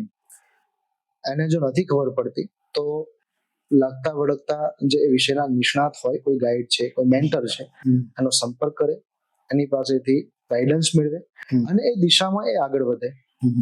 એક વિદ્યાર્થી બીજા વિદ્યાર્થીને પૂછશે તો એ મૂંઝાશે. બીજો વિદ્યાર્થી એ જે જાણતો હશે એ માહિતી આપશે. જરૂરી નથી એ માહિતી એને સંલગ્ન અને અનુરૂપ ના પણ હોઈ શકે. કોઈ વિદ્યાર્થી એમ કહેતો હોય કે હું અનુચ્છેદો બધા ગોખી નાખું છું, ગોખવાથી યાદ રહી જાય છે અને પરીક્ષામાં મને એનાથી ફાયદો થાય છે. બદલાતી જે પેટર્ન છે ને, મેં છેલ્લા આટલા વર્ષોમાં 10-12 વર્ષમાં તો મેં ઘણી બધી પેટર્નો બદલાતી જોઈ, ઘણું બધું મેં જોયું. એ સમયે હતું કે અમુક ચોપડી તમે વાંચો, આપ પણ જાણતા હશો, એ સમયે તો ઘણા બધા કથાનો પણ માર્કેટમાં આમ ફરતા કે ખાલી નવનીત નું એક સાહિત્ય આવતું, એ વાંચવાથી પણ ઘણી પરીક્ષાઓ પાસ થઈ જવાતી હતી. અત્યારે અઢળક બુકો વાંચવાથી પણ મેળ નથી પડતો. બીજો પણ મારો વિષય છે, કોઈ વિષયમાં મેં એક હદથી વધુ સુધી અધ્યયન કરેલું છે તો પણ મને એવું લાગતું હોય છે હજી ઘણું બધું ખૂટે છે. બંધારણ તો બહુ વિશાળ વિષય છે, સંક્ષિપ્તમાં તમારે એને મેનેજ કરવાનો છે. તો કોઈ ચોક્કસ તમને અનુરૂપ હોય, સમજવામાં સરળ લાગે એવી વાક્ય રચના દર્શાવતી કોઈ બુક હોય તો એનો સહારો લઈ શકાય. અને પોતાની રીતે ખાલી વાંચવાનું નથી, બંધારણ સમજવાનો વિષય છે, એનાલિટિકલ સબ્જેક્ટ છે. વાક્ય વાંચીને અને ગોખીને મગજમાં ઉતારીને માત્ર પરીક્ષા સુધી યાદ રાખીને પરીક્ષામાં સફળતા નહીં જ મળે. બીજું, અત્યારનો વિદ્યાર્થી નબળો કેમ પડે છે તો એ સતત ને સતત કમ્પેરિઝન જ કરતો હોય છે પોતાની જાતને અન્યો સાથે. મોટિવેશન જરૂરી છે, એટલું બધું પણ નથી કે પછી તમને ડિમોટિવેટ કરે. હું દરેક જગ્યાએ બોલતો હોઉં છું કે XYZ વ્યક્તિના જીવનની સંઘર્ષ ગાથા તમે વાંચી રહ્યા છો, કાં તો જોઈ રહ્યા છો, લાઈવ સાંભળી રહ્યા છો. એ વ્યક્તિ એવું કહે છે કે મારા મમ્મી પપ્પા નથી. કોઈ વ્યક્તિ એમ કહે છે કે મારી આર્થિક પરિસ્થિતિ બહુ ખરાબ હતી, પણ મેં બહુ મક્કમતાથી આ બધી વસ્તુઓને મેનેજ કરી છે, એક હદથી વધુ સમય આપ્યો છે અને પછી મેં આ રીતે સફળતા મેળવી છે. જુઓ, સફળતામાં મહેનતની સાથે નસીબની પણ એટલી જ ભૂમિકા છે. અને ઘણા બધા તત્વચિંતકો નકારતા હોય છે કે નસીબનો કોઈ રોલ નથી, માત્ર ને માત્ર મહેનત છે. નસીબની ભૂમિકા છે જ. વાંચવા વાળા બધા વિદ્યાર્થીઓ પાસ નથી થતા. એક સમુદાય એવો પણ છે જે અલગ અલગ મોટિવેશનો લઈને માર્કેટમાં ફરે છે. એમ કે છે કે આ વ્યક્તિ આ પરિસ્થિતિમાંથી બહાર નીકળીને નોકરી લઈ શકે તો હું કેમ નહીં. એની પરિસ્થિતિ અલગ હતી, તારી અલગ છે. પેટ્રોલ પંપ ઉપર કામ કરવા વાળા બધા ધીરુભાઈ અંબાણી નથી બનતા. હજી ઘણા લોકો પેટ્રોલ પંપ ઉપર નોકરી કરે જ છે. લાખોમાં, કરોડોમાં આવા કોઈ એક વ્યક્તિ જન્મ લેતા હોય છે જે જન્મથી જ સારું નસીબ લખાઈને આવ્યા હોય છે. નસીબનો ખેલ તો છે, આપણે જાણતા હોઈએ છીએ. ઘણા બધા ફિલ્મ ઇન્ડસ્ટ્રીમાં છે એક્ટર એક્ટ્રેસ, એમની સ્ટ્રગલ સ્ટોરી આપણે જોઈએ તો કોઈ કે ભાઈ હું હોટલમાં વેટર તરીકે તો અત્યારે એક્ટર છું. બધા વેટર એક્ટર નથી બનતા. દરેકની માનસિકતા અલગ છે, દરેકનું બેકગ્રાઉન્ડ અલગ છે, દરેકનો સંઘર્ષ અલગ છે, પરિસ્થિતિ અલગ છે. હું એટલું જ કહેતો હોઉં છું, તમે પોતાની જાતને કમ્પેર ન કરો કોઈ સાથે. તમે મહાન છો, તમારામાં ક્ષમતા છે. અહીંયા તમે કેમ ઊભા છો? 10મું બોર્ડ ક્લિયર કર્યું, તમે 12મું બોર્ડ ક્લિયર કર્યું, ગ્રેજ્યુએશન કમ્પ્લીટ કર્યું, તમારામાં ક્ષમતા નથી તો ઘણા વિદ્યાર્થીઓ એવા છે 10મું પણ પાસ નથી કરતા. તમે તો કર્યું ને, મતલબ તમારામાં ક્ષમતા છે, પરીક્ષા પાસ કરી શકો, તમે લાયક છો. બસ કરવાનું શું છે? આરામથી ન માત્ર વાંચો, એનું એનાલિસિસ પણ એટલું જ કરો. બીજું, બદલાતા જે સ્વરૂપો છે પરીક્ષા પદ્ધતિના, તો નવી પેટર્નના આધારે કેવા પ્રકારના પ્રશ્નો પૂછાય છે એનું પણ તમે ડીપ એનાલિસિસ કરો.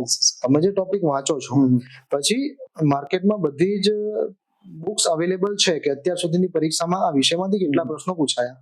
ટોપિક એક તમે કવર કરી લીધો, વાંચ્યું, એનાલિસિસ કરી લીધું, બધું જ તમે એ ટોપિકમાંથી કવર કરી લીધું. હવે તમારે અગાઉની પરીક્ષામાં એ ટોપિકમાંથી કેટલા પ્રશ્નો પૂછાયા છે તમે એને સોલ્વ કરશો તો તમને આઈડિયા આવશે કે કયા પ્રશ્નમાં વાક્ય રચના કેવી રીતે મૂકવામાં આવે છે. જનરલી હું ક્લાસમાં ઘણા બધા ટોપિક એવા હોય છે જેનાથી વિદ્યાર્થીઓને અહેસાસ કરાવતો હોઉં છું કે જો ભૂલ ક્યાં થાય અને તમે ભૂલ ક્યાં કરતા હો છો. નિષ્ફળતા મળશે તો તમે તૈયારીને જ દોષ આપશો. ના, તૈયારી તો તમારી હતી, પણ તમે માત્ર તૈયારી જ કરી, ભણ્યા પણ ગણ્યા નહીં. જે એનાલિસિસ કરવું જરૂરી હતું એ તમે નથી કરી શક્યા. પરીક્ષામાં પ્રશ્ન પૂછાય છે કે બંધારણમાં કુલ કેટલા પ્રકારની નાગરિકતાનો ઉલ્લેખ છે. હજી લોકો એમાં 5 ટીક કરીને આવતા હોય છે. એની નથી ખબર કે ભારતીય નાગરિકતા મેળવવા માટેના પ્રકાર અલગ છે અને પ્રશ્ન બંધારણમાં કેટલા પ્રકારની નાગરિકતાનો ઉલ્લેખ છે એને લગતો પૂછેલો છે. નાગરિકતા તો એક જ છે, માત્ર ભારતીય, સિંગલ સિટીઝનશીપનો કન્સેપ્ટ પેલાને ખબર જ નથી. સમજી ગયા? દોષ કોનો? એ જે સાહિત્ય વાંચે છે, સાહિત્યમાં પ્રોપરલી કાં તો લખ્યું નથી કાં તો આને સમજ્યું નથી, અને સમજ્યો છે તો બસ એને એ ઢાળવાનો એને પ્રયત્ન નથી કર્યો કે મારે એને કઈ રીતે એક્ઝામમાં હેન્ડલ કરવાનું છે. આ જ વસ્તુ એને નડતી હોય છે. બીજું, સતત નિષ્ફળતા એ તમારી જિંદગી નક્કી નથી કરતી. આપણે એવું બોલતા હોઈએ છીએ કે નિષ્ફળતા એ જ સફળતાની ચાવી છે, પણ એક નિષ્ફળતામાંથી તમારે ઘણું બધું શીખવું પડે છે કે તમે ક્યાં ભૂલ કરી, શું તમને નડ્યું, ઇરાદાપૂર્વક કેટલી ભૂલ થઈ, અજાણતા કેટલી ભૂલ થઈ, કઈ વસ્તુને તમે ખોટી રીતે સમજ્યા જેથી કરીને ભૂલ થઈ. આ બધું તમારે એનાલિસિસ કરવું જરૂરી છે તો તમે આવનારી પરીક્ષામાં એને યોગ્ય રીતે મેનેજ કરી શકો, તો તમે મેરિટમાં પોતાનું સ્થાન નક્કી કરી શકો. ઝીરો થી સ્ટાર્ટ જે કરવા માંગે છે, ઘણું બધું એને કોન્સેપ્ચ્યુઅલ ક્લેરિટી રાખવી પડે. બધું ડીપ થિંકિંગ, ડીપ એનાલિસિસ બધું જ જરૂરી છે. માત્ર વાંચવાનું નહીં, યોગ્ય દિશા નિર્દેશો પણ એને મળવા જોઈએ, ગાઈડલાઈન પણ મળવી જોઈએ. અને બસ હું એમ કહેતો હોઉં છું, સતત 10 કલાક તમે નથી વાંચી શકતા, નથી વાંચો, 2 કલાક વાંચો, પણ એવું વાંચો કે તમને પરીક્ષા સુધી તો યાદ રહે. અને ન માત્ર વાંચો, એનું એનાલિસિસ પણ કરો કે આમાંથી કેવી વાક્ય રચના નીકળે છે.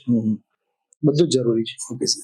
એમાં જે મહત્વની બુક્સ જે છે સ્ટાર્ટ કરવા માંગે છે, સ્ટાર્ટ કરવા માટે તો હું કહેતો હોઉં છું કે એનસીઆરટી ની વાત કરે છે, લક્ષ્મીકાંતની બુક ની વાત કરે છે, બેર કોન્સ્ટિટ્યુશન ની વાત કરે, તો આપનું શું મત છે સર? બધા પોતપોતાના સ્થાને જરૂરી છે. પાયો મજબૂત કરવો છે તો એવું સાહિત્ય તમે શોધો કે જેની ભાષા તમને સરળ લાગે. અને જો ભાષા મેટર નથી કરતી તો એનસીઆરટી બહુ સારું સાહિત્ય છે. જો હિન્દી ભાષા ઉપર તમારી પકડ હોય, જનરલી આપણો જે ગુજરાતી ભાષી સમુદાય છે એનું હિન્દી તો આપ જાણો જ છો, બરોબર. બહાર ક્યાંક બોલવા જાય તો તકલીફ પડી જાય, માંડ બોલે. બીજું, હિન્દીના ઘણા બધા શબ્દો એવા છે તેનું અર્થઘટન થતું કંઈક હોય, આપણે કરીએ કંઈક, બંધારણમાં વસ્તુ ચલાવી ન લેવાય. અહીંયા અને અથવામાં પણ ઘણા બધા અર્થઘટનો બદલાઈ જતા હોય છે. આર્ટિકલ 14 નો કન્સેપ્ટ તો છે જ. રાજ્ય વ્યક્તિને ઘણી બધી વ્યવસ્થા આપવાની વાત કરે છે કે ભાઈ કાયદા સમક્ષ સમાનતા, બીજી બાજુ છે કાયદાનું સમાન રક્ષણ. ઘણી બુકોમાં વચ્ચે અને મૂકેલું છે, અથવા હોવું જોઈએ. આ વિષયનું મહત્વ એટલું છે કે અને મૂકો છો અર્થઘટન બદલાઈ જાય, ખરેખર હોવું જોઈએ અથવા હોવું જોઈએ. એટલે એનું જે ઇન્ટરપ્રિટેશન છે લેંગ્વેજ બાય લેંગ્વેજમાં જે ટ્રાન્સલેશન થાય છે તો બદલાઈ જાય. તો ગુજરાતીમાં જે પ્રિપરેશન કરે છે સર, એટલે એના માટે કયું મટીરિયલ સૌથી સારું? સરકારનું સાહિત્ય, સરકારી સાહિત્ય, સરકારનું જે ગેઝેટિયર છે બંધારણને બહાર પડેલું. બીજું, લક્ષ્મીકાંત પણ બહુ સારા એપ્રોચ માટે એ પણ બુક જરૂરી છે. અને બેર એક્ટ લીગલ વર્ડ માટે જરૂરી છે. લીગલ વર્ડ માટે બેર એક્ટ. Okay sir. તકલીફ એક જ છે કે તો તમે સમજી શકો છો, તમે એલએલબી નો અભ્યાસ કરેલો, આખું બંધારણ કાયદાકીય શબ્દોનું બનેલું છે. બેર એક્ટ સમજવો એક હદથી વધુ ટફ છે. સરળ કરી શકો તમે જો શબ્દો ઉપર પકડ હોય તો. અર્થઘટનો ન બદલાવા જોઈએ. સબ્જેક્ટને સમજવા માટે સર મેન્ટરશિપની તો જરૂર છે, એક સારા ટીચરની તો જરૂર પડે, કારણ કે જે ટર્મિનોલોજી સમજવાની હોય છે એમના માટે ચેલેન્જ તો રહેશે, ખાસ કરીને જે શરૂઆત જીરોથી કરવા માંગે છે એમને. અને જે અને અથવામાં જે શબ્દો બદલાઈ જતા હોય તો એમના માટે બહુ મોટી ચેલેન્જ રહેશે. બહુ સિરિયસ સબ્જેક્ટ છે અને એક તો મજાકમાં ન લેવો જોઈએ. ઘણી બધી જગ્યાએ હું જતો હોઉં છું અને અમારી ફિલ્ડમાં એવું હવે કહેવાતું હોય છે બહાર મજાકિયા સ્વરૂપમાં કે પ્લેટફોર્મ ઉપર ફેકલ્ટી હવે ખાલી મુજરો કરવાનો જ બાકી રહ્યો છે, બાકીને બધું જ કરી લીધું. ન હોવું જોઈએ, સિરિયસનેસ હોવી જોઈએ.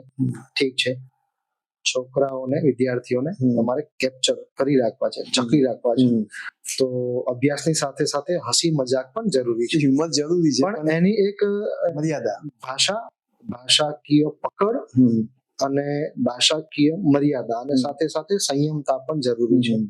આવેગમાં આવીને તમે કંઈ પણ ન બોલી શકો, વિષયનું અપમાન થાય એવું તો તમે ક્યારે ન બોલી શકો. ઘણી જગ્યાએ એવું ચાલતું હોય છે. મૂળભૂત દસ્તાવેજ છે, આની ઉપર દેશ ચાલે છે, તમે એવું ન કરી શકો ક્યારે. બહુ સમજી વિચારીને જો તમારી આ વિષય ઉપર પકડ હોય તો જ તમે સ્ટેજ ઉપર આવી શકો અને કોઈને ભણાવી શકો. એમ મોજ પડે એવો ભણાવવાનો વિષય આ નથી. આ તમારામાં ઘણી બધી પરિવર્તનની, પેલો હિન્દી શબ્દ છે ને, આંધી લાવી શકે છે, જે તમને વિચારવા માટે મજબૂર કરી શકે છે કે મારે કઈ રીતે આ દેશમાં રહેવાનું છે અને મારે તમામ સમાજ પ્રત્યે મારે કેવી રીતે વર્તવાનું છે. એક કેપેબલ પર્સન તમને બનાવશે. તો સામે એક મેન્ટરની જવાબદારી એ છે કે એ પવિત્ર અને શુદ્ધ જ્ઞાન પીરશે આ વિષયને. સબ્જેક્ટની પવિત્રતાને સમજે અને એક એક વર્ડને સમજે, ટર્મિનોલોજી સમજે. એક વર્ડ અહીંયા મહત્વનો છે.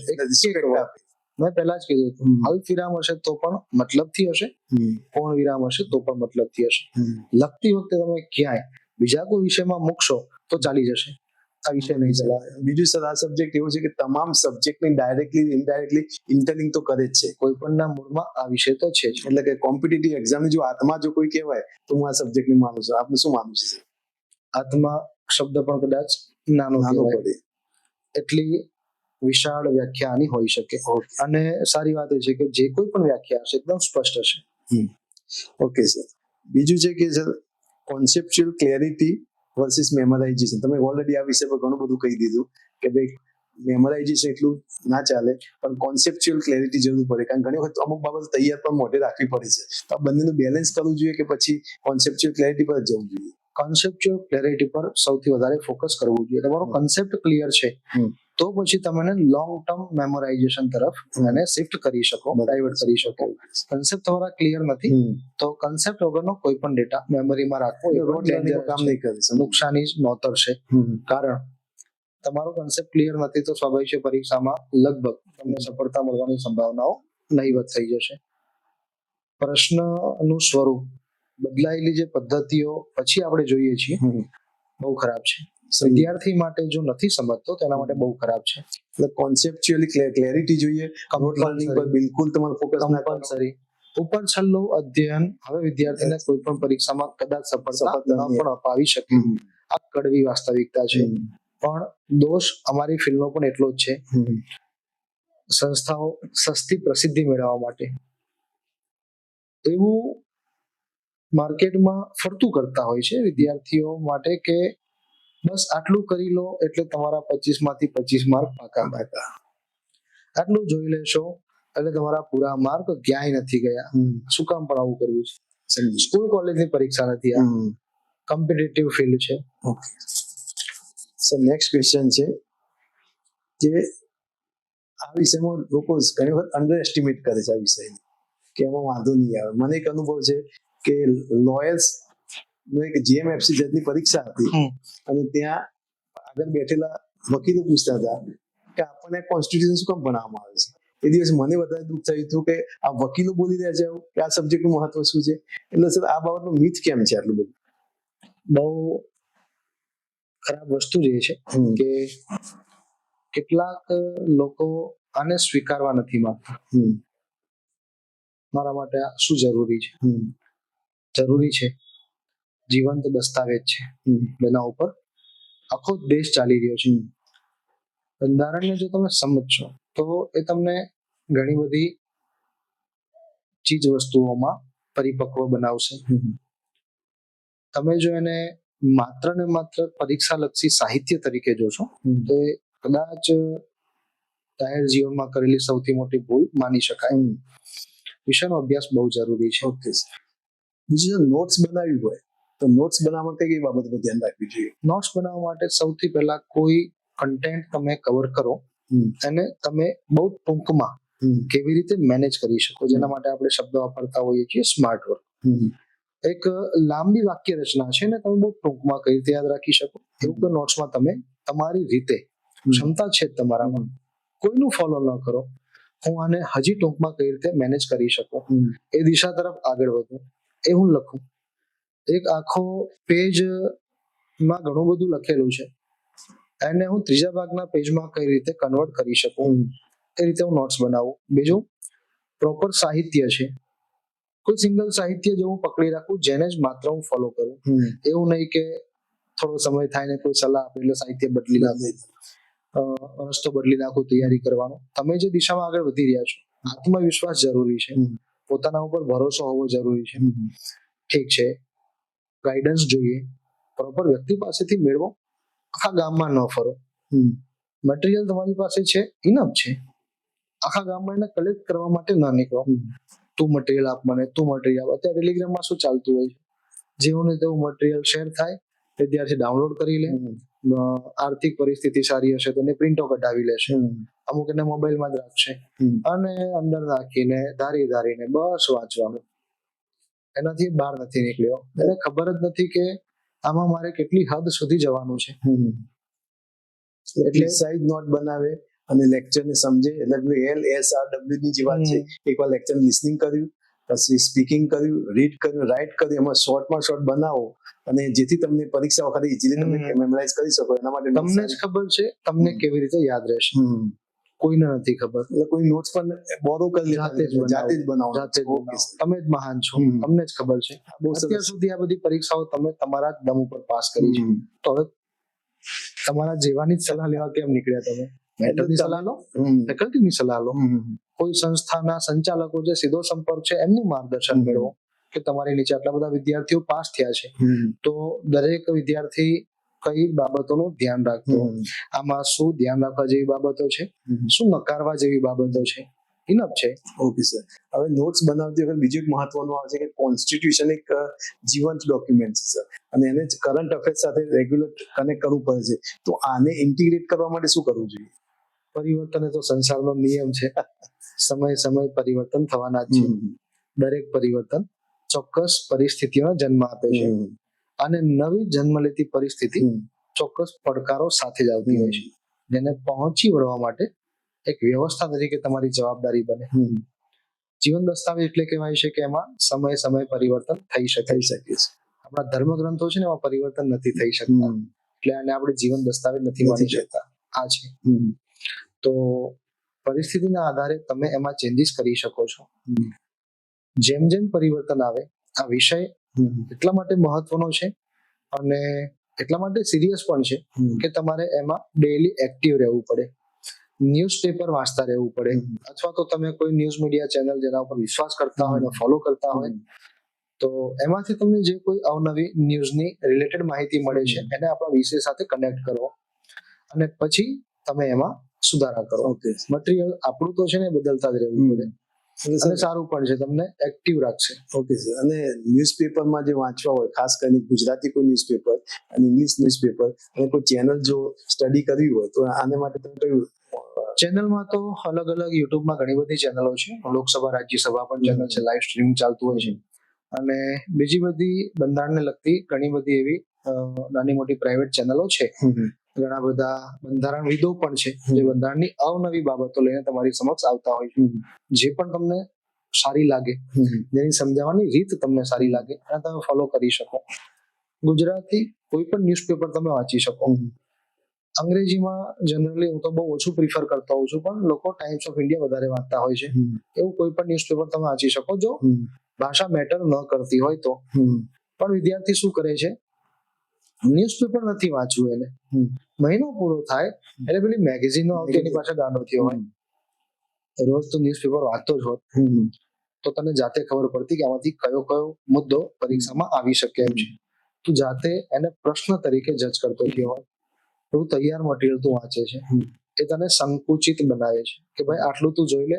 એવું માની લીધું છે કે બસ એનાથી બહારનું કંઈ નથી. ન્યૂઝપેપરનું આખું તમે એનાલિસિસ કરો તો તમને ખુદને આઈડિયા આવે આમાંથી કયા ટોપિક મારા માટે કામના છે. એને અલગથી નોટ્સમાં તમે કન્વર્ટ કરી દો, લખી દો, બસ પછી એને ફોલો કરો. પણ વિદ્યાર્થી અત્યારનો વર્ગ કેવો છે, બધાની વાત નથી, આ કોમન વાત છે, એ વધારે મથવા નથી માંગતો, એને મહેનત નથી કરવી. તૈયાર મળી જાય છે, વાત પૂરી. અમારી પાસે પણ વિદ્યાર્થીઓ આવતા હોય છે, સાહેબ તમે લખાવો છો, જોર આવે મોઢા ઉપર, કે કંટાળો આવે, કોઈ પીપીટી હોય તો સર આપી દેજો ને. આ રહી મારી જોડે પીપીટી આખા વિષયની. ક્યારે બને ત્યાં સુધી હું શેર ન કરું, પ્રયત્ન કરું મારા આ વિષયનો અભ્યાસ પૂરો થાય પછી હું બધું આપી દઉં વિદ્યાર્થીને કે લે ભાઈ વિષય પૂરો થયો, હવે તારે જે કરવું હોય હું તને પીપીટી આપું છું, એક્સ્ટ્રા તારે જોવું હોય તો તું જોઈ લે. અમારી પરિસ્થિતિ કેવી હોય છે, પરીક્ષા વિદ્યાર્થી જેની તૈયારી કરે છે, ભરતી બહાર પડી ગઈ છે તો સ્વાભાવિક છે બોર્ડે એનો સિલેબસ પણ ડિક્લેર કર્યો હશે. વિષયના જેટલા ટોપિક આપેલા હોય ક્લાસમાં આપણે એનો જ અભ્યાસ કરાવવાનો થાય. દરેક વખતે હું બોલતો હોઉં છું સિલેબસ જોવાનો, એને પૂરેપૂરો ફોલો નહીં કરવાનો. પૂરેપૂરો ફોલો કઈ બાબતમાં રાખવાનું, તમારે એમાં જોઈ લીધું બંધારણ લખેલું છે એટલે બંધારણ ટોપિક ના જુઓ, આખું બંધારણ વાંચી લો, ક્યાંક તો કામમાં આવવાનું છે. સમય બગડશે થોડો, પણ એ સમય બગડ્યો એ તૈયારીમાં બગડ્યો કહેવાશે ને, વેડફેલો નહીં કહેવાય. બરોબર, ઇન્વેસ્ટ કર્યો કહેવાશે. કોઈ જગ્યાએ તો તમારા માટે કામમાં આવવાનું જ છે. અત્યારથી તમે લખવાની પ્રેક્ટિસ કરશો તો કાલની જીપીએસસી ની પરીક્ષામાં તમને મુખ્ય પરીક્ષાની તૈયારી કરવા માટે બહુ ઓછી મદદની જરૂર પડશે. બાકી ત્યાં પણ તમને શું કરાવશે, રાઇટિંગ ની પ્રેક્ટિસ જ કરાવશે ને. આપણે શું બોલતા હોઈએ છીએ, આન્સર રાઇટિંગ. પેપર સેટર જે રીતે પ્રિલિમનું પેપર કાઢે છે અને આપણા આન્સર જે ચેક કરવા વાળા વ્યક્તિઓ હોય છે એ તમારું નોલેજ નથી ચેક કરતા, તમારી રજૂઆત કરવાની શૈલી ચેક કરે છે. જ્ઞાન તો છે તમારી પાસે, ન હો તો તમે પ્રિલિમ પાસ ન કરી હો એ જાણે છે. મેન્સમાં તમે જવાબ કેવી રીતે રજૂ કરો છો, તમારી જવાબ રજૂ કરવાની શૈલી કેવી છે, તમે એમાં તમારું શું ઉમેરો છો એ ખાસ ચેક કરશે. અત્યારથી તમે તમારા અનુરૂપ બધું લખાણ કરવાનું શરૂ કરો, આગળ જતા તમને અલગ અલગ દિશામાં એના ઘણા બધા લાભ મળી શકે.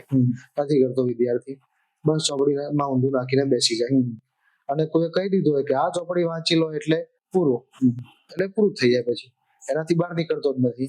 ઘણી બધી એવી તકલીફો છે. એટલે કરંટ અફેર્સમાં સર જેમ કહ્યું કે કાં તો એક સારી ક્રેડિબલ કનેક્ટેડ રહેવું જ પડે, આ વિષયમાં તો રહેવું જ પડે. ન્યૂઝપેપર વાંચો તો જેમ કે ગુજરાતીમાં એક ન્યૂઝપેપર ફોલો કરો અને કોઈ ઇંગ્લિશ ન્યૂઝપેપર તમને જે ગમે, ખાસ કરીને સિવિલ સર્વિસ યુપીએસસી માટે ઇન્ડિયન એક્સપ્રેસ કરતા હિન્દુ વાંચતા હોય છે. કોઈ પણ એક ક્રેડિબલ ન્યૂઝપેપર વાંચો, ઓવર રીડિંગ પણ ના કરો, પણ ન્યૂઝપેપર વાંચો. સરનું જે કેવું છે એસ્પિરન્ટ કે ન્યૂઝપેપરનું રીડિંગ બહુ જરૂરી છે, સીધા મેગેઝિન પર ડિપેન્ડન્ટ ના રહો. ઓકે સર, હવે આપણે નેક્સ્ટ રાઉન્ડમાં જઈએ છીએ કે જ્યાં લેટેસ્ટ ટ્રેન્ડ જે છે સિવિલ સર્વિસીસમાં, જે અત્યારે ચેલેન્જીસ આવી રહી છે. જેમ કે અમારા રિસન્ટ યુપીએસસી પેપર જોયું કે એક એવું પેપર આવ્યું કે લોકો કલ્પના પણ નથી, કારણ કે કહેવાય છે કે અત્યાર સુધી સૌથી ટફેસ્ટ પેપર આવ્યું. તો એવા જે ક્વેશ્ચન છે, જે એક ક્વેશ્ચન સર આપને પૂછ્યું. તો પહેલો ક્વેશ્ચન એ છે કે આજની પ્રિપેરેશન જે ઇકોસિસ્ટમ છે એમાં મેજર ચેન્જીસ તમે શું જુઓ છો સર? સમયે સમયે ટ્રેન્ડ બદલાતો હોય છે. હાલ પરિસ્થિતિ કેવી છે? માત્ર વાંચવાથી તો પરીક્ષા પાસ નથી થતી, એ વાસ્તવિકતા છે. એક વિદ્યાર્થીનો સારો એવો વર્ગ એવો પણ હજી છે જેને સ્વીકારવા તૈયાર નથી. હજી પણ લોકો એવું જ માને છે કે બસ વાંચી લેશું, પાસ થઈ જવાશે. પ્રશ્નોના સ્વરૂપો કેવી રીતે બદલાય છે તમે સૌથી પહેલા એ જુઓ. હું દરેકને સલાહ આપતો હોઉં છું, ભલે તમારે યુપીએસસી ની પરીક્ષા નથી આપવી, એક્ઝામ લેવાય. સોશિયલ મીડિયા તે એટલું એક્ટિવ છે કે બપોરે 2 વાગે એક્ઝામ પૂરી થાય, 2:30 વાગતા તો સોશિયલ મીડિયામાં એના ક્વેશ્ચન પેપર ફરતા થઈ ગયા હોય કે આજની લેવાયેલી પરીક્ષાનું પ્રશ્નપત્ર. ભાઈ તું ડાઉનલોડ તો કર, જો તો ખરો કેવા પ્રકારના પ્રશ્નો પૂછેલા છે. આનાથી તને આગળની રણનીતિ કેવી હોવી જોઈએ એ નક્કી કરવા માટે જરૂરી આઈડિયા પણ આવશે, દિશા પણ મળશે. કોકને પૂછવાની જરૂર નહીં પડે. પણ એ શું કરે છે, ના આપણે ક્યાં યુપીએસસી ની પરીક્ષા આપવાની છે, આપણે તો તલાટી બનવાનું છે. મારે ક્યાં તલાટી બનવું છે, મારે તો જીપીએસસી ની પરીક્ષા આપવાની છે.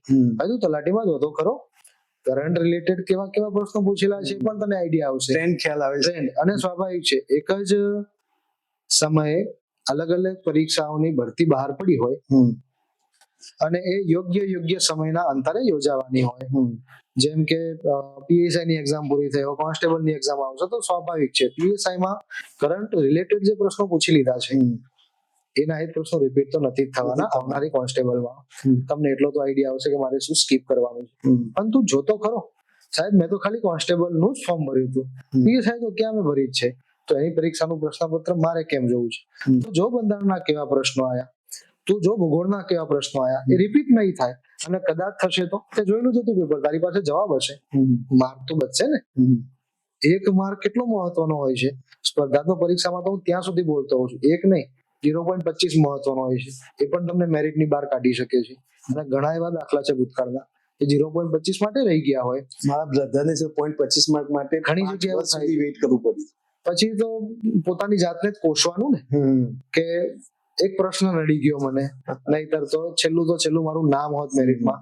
એટલે અત્યારે આ જે મેન્ટાલિટી છે વિદ્યાર્થીઓની કે ના વાંચી લેશું થઈ જશે, ના, સમજવું એટલું જરૂરી છે. અને તમને વારંવાર નિષ્ફળતા મળે છે તો થોડો બ્રેક લો, એ નિષ્ફળતા ઉપર ફોકસ કરો કે શું નડ્યું આપણને, અને પછી ડીપ થિંકિંગ કરો અને ફરીથી આગળ વધો. એ તમારા મહેનતનો અંત નથી, જીવનનો અંત નથી, આગળથી ઘણું બધું છે. લેટેસ્ટ પેપર ને સ્ટડી કરશો તો આગળની રણનીતિ આવશે.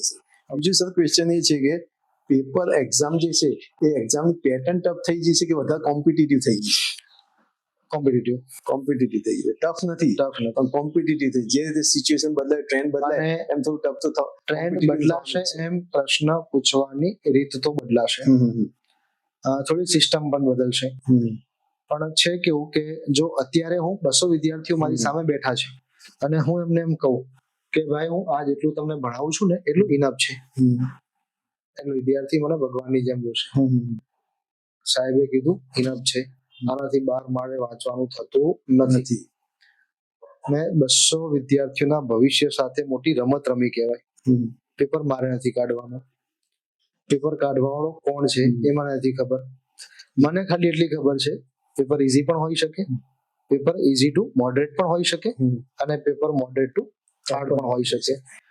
પણ તું ભાઈ એ લેવલની તૈયારી કરી રાખ, તો કોઈ પણ લેવલનું પેપર આવે છે અને એવું એનાલિસિસ કર, ડીપ એનાલિસિસ કર. કોઈ પણ પ્રકારે પ્રશ્ન પૂછે છે જવાબ તારી પાસે હોવો જોઈએ. અને એવું નથી કોણ કે જે 200 માર્કનું પેપર છે તમારે 200 માંથી 200 લાવવાના છે, 60% માર્ક જોઈએ છે મારે, 120 જોઈએ છે, તો હું 130 ટીક કરું, 70 પ્રશ્નો સ્કીપ કરું, પણ 130 પછી એવા ટીક થયેલા હોવા જોઈએ એમાંથી છેલ્લે 125 તો આવવા જોઈએ. તો મેરિટમાં તમે આવી જાઓ. તો એમ દરેક જગ્યાએ 2 વાક્ય તો બોલતો જાઉં છું ક્લાસમાં. વિદ્યાર્થીઓને થોડું કોમેડી પણ લાગે અને થોડું સિરિયસ પણ લાગે કે 200 માર્કનું પેપર છે, 200 જવાબ ટીક કરીને ખાલી 24 માર્ક લાવવા એના કરતા બેટર છે 200 માંથી 140 ટીક કરો, 120 માર્ક લાવો. 60 પ્રશ્નો તમે છોડ્યા કયા હશે જે તમારા ધ્યાનમાં નહીં આવ્યા, વિશ્વાસ નહીં કે આનો જવાબ શું હોઈ શકે, કાં તો મિક્સઅપ થતું હોય. 60 પ્રશ્નો તમે છોડ્યા, 140 તમે કયા ટીક કર્યા હશે જે ક્યાંક ને ક્યાંક વાંચવામાં આવ્યા હશે. હું તો તોય એમાંથી 20 માર્ક કાપી લઉં છું. 140 માંથી 140 નથી લેવા, 120 તો લાય.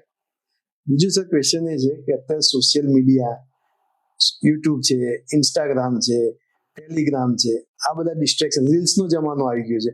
આના કારણે જે પ્રોબ્લેમ આવી રહ્યા છે એમાં સુપરફિશિયલ લર્નિંગ પર જે ડીપ લર્નિંગ જે તમે વાત કરો છો કે ડીપ એનર્જી એ તરફ જતા નથી. એવા એક્સપિરિયન્સ સોશિયલ મીડિયામાં કેવું છે કે એને 2 રીતે જોઈ શકાય.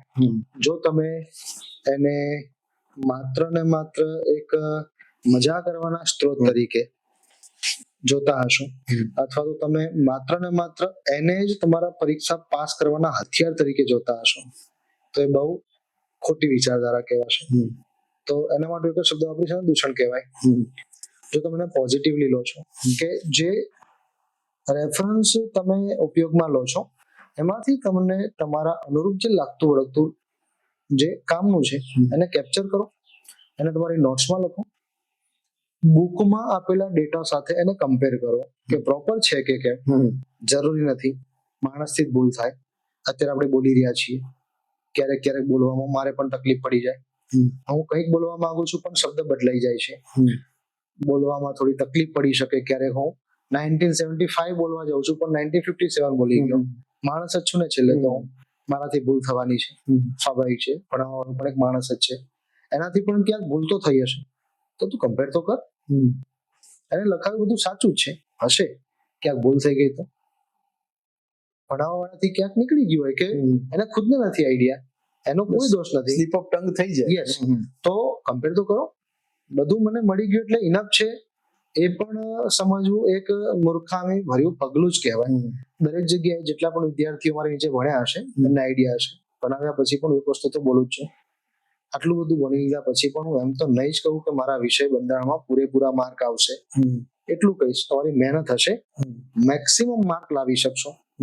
એવી મિથ્યાભરી વાતો આપણે નથી કરતા, અતિશયોક્તિ વાળી કે પેલું કહેવાય ને માર્કેટમાં બોલાતો શબ્દ છે, ચણાના ઝાડ ઉપર હું નહીં ચડાવું. બરોબર, વાસ્તવિકતા કહીશ. બહુ નસીબ સારું હશે, પેપર ઇઝી નીકળ્યું, તમારા પૂરા માર્ક હશે તો તમારા જેવા એવા ઘણા બધા હશે જેના વિષયમાં પૂરા માર્ક આવ્યા હશે. તમારી પ્રોપર મહેનત છે, ઇઝી પેપર નીકળે છે તો ખુશ નહીં, દુખી થવું પડે તમારે કે અરે રે હજી મારે વધારે મથવું પડશે. મેરિટમાં આવવા માટે 120 ની જગ્યાએ 145 લાવવા પડશે. મોડરેટ ટુ હાર્ડ પેપર હોય, તમારી મહેનત મસ્ત છે, તમે ચાલુ પરીક્ષા જ નક્કી કરી લેશો કે મારે કેટલા આન્સર ટીક કરવાના છે. બીજું, જે સમય આપણને પરીક્ષાનો મળતો હોય છે, જેમ કે XYZ પરીક્ષા છે, તમે આપવા ગયા અને ખબર જ છે તમને 2 કલાકનો ટાઈમ છે તો 2 કલાક પૂરેપૂરા આપવા જોઈએ. 1.5 કલાકમાં ફ્રી થઈને પછી તમારે કરવું શું છે? બેઠા જ રહેવાનું છે, બેલ નહીં વાગે, OMR કલેક્ટ નહીં થાય ત્યાં સુધી બહાર તો નીકળવાનું નથી. તો હું ઘણી જગ્યાએ એવું જોતો હોઉં છું, જાણતો હોઉં છું, સર 1.5-2 કલાકમાં પેપર પતી ગયું હતું. કઈ રીતે પતે? તે ભૂલ કરી લાગે છે, શક્ય જ નથી. 15 મિનિટ નહીં, 15 સેકન્ડ ના વધવી જોઈએ. 15 મિનિટ કેવી રીતે વધારી? તે લોચા જ માર્યા છે, આડે ધડ ટીક કર્યું છે, કાં તો સમજી નથી શક્યો, ઉતાવળથી ભૂલ થઈ જાય અને ઉતાવળથી જ ભૂલ થાય. બહુ ધીરજથી કામ લીધું હોય, એક એક વાક્ય રચનામાં મુકાયેલા શબ્દોનું તમે ચાલુ પરીક્ષા એનાલિસિસ કરો. ભલે સમય જઈ રહ્યો છે પણ તમે એટલે તો પહોંચી જ જશો કે મેરિટ જે જોઈએ છે ત્યાં સુધીના માર્ક તો તમે કેપ્ચર કરી લીધા હશે, નહીં વાંધો આવે. સોશિયલ મીડિયા જે છે એના આપથી એટલા બધા એ લોકો ઇન્વોલ્વ થઈ જાય છે કે તેને છોડતા નથી અને એમાં જ બસ રચ્યા પચ્યા છે. આવા લોકોને શું કહેશો? થોડું મેનેજમેન્ટ જરૂરી છે. બધું જ સોશિયલ મીડિયામાં અવેલેબલ નથી હોતું અને હશે તો એની એક લિમિટ હશે. મારી ફિલ્ડની વાત કરું તો અ, જરૂરી એ નથી કે હું મારી જાતને મહાન સમજાવું. બંધારણ વિષયમાં માત્ર હું જ આખા દેશમાં શ્રેષ્ઠ છું. દેશ છોડો, ગાંધીનગરમાં શ્રેષ્ઠ છું ના, મારા સિનિયર છે બરોબર, અને રિસ્પેક્ટફુલી હું બધાને જોતો હોઉં. હ્યુમિલિટી સાથે સ્વીકાર. હા, અને એ જ મારો સૌથી મોટો પ્લસ પોઈન્ટ છે કે કોઈ વ્યક્તિ સારું કરી રહ્યો છે, મારા કરતા સારું જ્ઞાન ધરાવે છે, હું નિખાલસતાથી અને નૈતિકતાથી સ્વીકારીશ કે મારા કરતા સારું જ્ઞાન છે. હું કોઈ રિસોર્સિસ થ્રુ જ વિદ્યાર્થીઓ સુધી પહોંચતો હોઈશ. કોઈ રિસોર્સિસ સાથે જ વિદ્યાર્થી સમક્ષ ચોક્કસ કન્ટેન્ટ લઈને જતો હોઈશ. ભગવાન ઉપરથી બધું નથી મોકલતા મને, હું પણ કોઈ સ્ત્રોતનો સહારો લેતો હોઈશ. આ ફેર એટલો હશે કે મારી સમજાવવાની રીત વિદ્યાર્થીઓને સરળ લાગતી હશે, તો એમને સારું લાગતો હોય છે. ફાઇનલી અને એન્ડમાં તો એ જ છે કે તમે કઈ રીતે વિદ્યાર્થીને સમજાવી રહ્યા છો, એ જ એના માટે મહત્વનું સાબિત થશે. અને એની જે ક્વેરી છે, એના જે ડાઉટ છે, એને તમે કઈ રીતે હેન્ડલ કરો છો અને દૂર કરો છો. ઘણી જગ્યાએ કેવું થતું હોય છે, ફેકલ્ટીને ખુદને ના ખબર હોય, પણ વિદ્યાર્થી કંઈક પૂછે એટલે ઉલટાનો વિદ્યાર્થી પર ચડી બેસે કે ભાઈ ચાલુ ક્લાસમાં મને પ્રશ્ન નહીં કરવાના, મારી લિંક તૂટે છે, આ બધું પરીક્ષામાં નથી આવતું, તને બીજા કોઈ ક્લાસ વાળાએ મોકલ્યું લાગે છે. એ વિદ્યાર્થી છે, એ પૂછે છે, અંદરથી કેટલો મૂંઝાતો હશે. ત્યારે એને શરમ રાખ્યા વગર, આજુબાજુ જોયા વગર તમને સીધો પ્રશ્ન કર્યો છે. અને આજે બીજા 50 વિદ્યાર્થી બેઠા હશે, હું બેઠો તો મને ખુદને શરમ આવે કે હું કેવી રીતે પૂછું, બધા મને કેવી રીતે જોશે. એને શરમ રાખ્યા વગર પૂછ્યું. મતલબ કેટલો મૂંઝાયેલો છે, યુનિવર્સલ પ્રોબ્લેમ. મતલબ કેટલો મૂંઝાયેલો છે. તમે એને પ્રોત્સાહન આપવાના બદલે, એનો ડાઉટ સોલ્વ કરવાના બદલે ખાલી ને ખાલી તમારી નબળાઈ છુપાવવા માટે તમે એના ઉપર બ્લેમ કરો છો, એને ઇગ્નોર કરો છો. આ વસ્તુ યોગ્ય નથી. એને પૈસા ચૂકવેલા છે, મફત નથી બેઠો, સંસ્થાએ ફી લીધી છે, તો જવાબદારી તમારી બને એને પૂરેપૂરું. હા, આજે પણ મારો નિયમ, બંધારણની એવી કોઈ બાબત જે કરંટ રિલેટેડ હોય, મારા ધ્યાનમાં ન આવી હોય, અને કોઈ વિદ્યાર્થી તાત્કાલિક મારી પાસે કોઈ મુદ્દો લાવે તો હું પ્રેમથી કહી દઉં મેં જોયું નથી, પણ હા કાલ કે પરમ દિવસ સુધીમાં હું જોઈ લઈશ અને તને હું જવાબ આપીશ. આનાથી હું નાનો નથી થઈ જતો. એને મારા વિશે પોઝિટિવ ખ્યાલ જ રહેશે કે ના સાહેબ આટલું તો કીધું, એ મોટી મોટી વાતો નથી કરી કે ના ના આ બધું તારા કામનું નથી, તું તો ક્લાસ 3 ની તૈયારી કરે છે, તારે શું કામ, તું તો જીપીએસસી ની તૈયારી કરે છે, તારામાં આવતું જ નથી. મેં કહી દીધું મને નથી ખબર, ના ખબર હોય તો એમ જ કહું ને. ઓકે, આ એક પોઝિટિવ એપ્રોચ છે. વિદ્યાર્થી તમને બહુ સારી નજરે જોશે. જી સર. આમાં સાથે બે બાબતો વાત કરી એક્સપિરિયન્સ. એક તો જે સોશિયલ મીડિયા જે છે એને મેનેજ કરતા તમારે શીખવું પડશે, અને બીજું તમારે પ્રશ્ન પૂછવાની આદત પાડો. આજુબાજુની એમ્બિયન્સના પ્રેશરમાં ક્વેશ્ચન નથી પૂછતા ઘણી વખત. અને સર એ કહ્યું કે ઘણી વખત મને પણ તકલીફ પડી છે, કદાચ કોઈ ક્વેશ્ચન હું જાણતો નથી, આજે કોઈ નવું છે તો પોતે એનું એનાલિસિસ કરીને બીજા કે ત્રીજા દિવસ તમને આવીને એને ક્લેરિટી પણ આપે છે, એ કોન્સેપ્ટને સમજાવે પણ છે. બરાબર. હવે સર છેલ્લો સેક્શન છે જે સીધો મેસેજ પર છે, પછી રેપિડ ફાયર રાઉન્ડ છે. હવે આ મેસેજ જે છે ટૂંકમાં આપણે આપવાનો છે, એસ્પિરન્ટ્સને જ આપવાનો છે. તો પહેલો ક્વેશ્ચન છે, જે 0 થી શરૂઆત કરનાર એસ્પિરન્ટ છે એને ટૂંકમાં તમે શું મેસેજ આપશો? અહીંયાથી જ શરૂઆત કરવી જોઈએ અને સંયમ રાખવાનો, ઉતાવળ નહીં કરવાની, શાંતિથી બધું જ મેનેજ થઈ શકે, ધીરજ રાખવાની. અને કલેક્ટિવલી એપ્રોચ એ રીતનો તો ન જ રાખવો કે તમે પણ અન્ય વિદ્યાર્થીઓ જેમ શરૂઆતથી જ અલગ અલગ રિસોર્સિસના પાછળ દોડતા થઈ જાય. સિંગલ એપ્રોચ રાખવાનું, સિંગલ સાહિત્ય રાખવાનું, એના પર ભરોસો રાખો, એ જ વાંચો, એનું એનાલિસિસ કરો, આરામથી સફળતા મળી શકે છે. સિંગલ એપ્રોચ, સિંગલ સાહિત્ય અને પોતાના પર ટ્રસ્ટ રાખો, અને સિનિયરોને જે ગાઈડન્સ આપે છે એમાંથી તમારે ઇમોશનલ તો રહેવું જ પડશે. ઇમોશનલ તો રહેવું જ પડશે, એ તમને જકડી રાખશે. ઓકે. હવે સર હ્યુજ સિલેબસથી ઓવરવેલ્મ, કારણ કે સિલેબસ બહુ લાંબો હોય છે, એનાથી ગભરાઈ જતા હોય છે, ટેન્શનમાં આવી જતા હોય છે, આવા લોકોને શું કહેશો? બાયફર્ગેશન કરો, એનાલિસિસ કરો. કામનું છે, પરીક્ષાલક્ષી છે, એના ઉપર જ ફોકસ કરો. સિલેબસને એના માટે ખાસ તમે મગજમાં રાખો. એટલા ટોપિક તો પહેલા કવર કરી જ લો, પછી સમય બચે છે તો બીજા ઉપર જાઓ જે સિલેબસમાં નથી. પણ જેટલું કરો છો તમે તમારા લેવલે બેસ્ટ કરો છો, પોતાના ઉપર જ ભરોસો રાખો, નહીં વાંધો આવે. તમે સર ગ્રામીણ ક્ષેત્રના જે રૂરલ એરિયાના વિદ્યાર્થીઓ એસ્પિરન્ટ્સ હશે, જે બહુ દૂરથી આવતા, છેવાડાના સ્થળેથી આવતા, એવા લોકોનું પ્રિપરેશન કરવા માંગતા, આવા લોકોને શું કહેશો? ગ્રામીણ ક્ષેત્રમાંથી આવતો વિદ્યાર્થી બહુ સમજો, જવાબદાર અને ડિસિપ્લિન વાળો હોય છે. આપણે એવું નથી કહેતા અર્બન એરિયાના વિદ્યાર્થીઓ નથી. ગ્રામીણ ક્ષેત્રનો વિદ્યાર્થી ઘણી બધી જવાબદારીઓ સાચવીને આવેલો હોઈ શકે છે અને એને બધું જ જોયેલું છે. ગ્રામ્ય સ્તરનું જીવન એને વિતાવેલું છે અને એ પહેલેથી એક હદ સુધી તો પરિપક્વ છે જ. એ કોઈ પણ કામ કરશે પૂરી ધગશથી કરશે. એ વાંચવા બેઠો હશે ને તો એ સમયે વાંચવાના સમયે અન્ય કોઈ દિશાવિહીન બાબતો પર ફોકસ નહીં કરે. અને રિલેવન્ટ જે બાબત હશે એના ઉપર જ એ ધ્યાન કેન્દ્રિત કરશે. હું જોતો હોઉં છું ઘણા વિદ્યાર્થી વાંચવા બેસે 2 કલાક સુધી ઉભા ના થાય અને અમુક હોય મારા બેટા 10 મિનિટ થાય તો કે પાના ગલ્લે જવું છે, ચા પીવી છે, આનું મોટું વ્યસન છે તો વ્યસનની તરફ આગળ વધે. 2 કલાકમાંથી એન્ડ તો શું નીકળે, એને 20-25 મિનિટ માંડ વાંચ્યું છે ક્વોલિટી અને પેલો સળંગ 2 કલાક વાંચી રહ્યો છે. એને ખબર છે કે પરિસ્થિતિ શું છે. આમાં ફેમિલિયર જે તમારું બેકગ્રાઉન્ડ છે, તમારી ખુદની અને તમારા પરિવારની આર્થિક પરિસ્થિતિ છે, બીજું પરિવારનો જે સપોર્ટ છે, આ બધું મેટર કરતું હોય છે. જો વિદ્યાર્થીને એના માતા પિતા એમ કહી દેતા હોય કે બેટા તમે મોજ પડે એમ તૈયારી કર, સફળતા નહીં મળે તો ચિંતા ના કર, કેવું જરૂરી છે.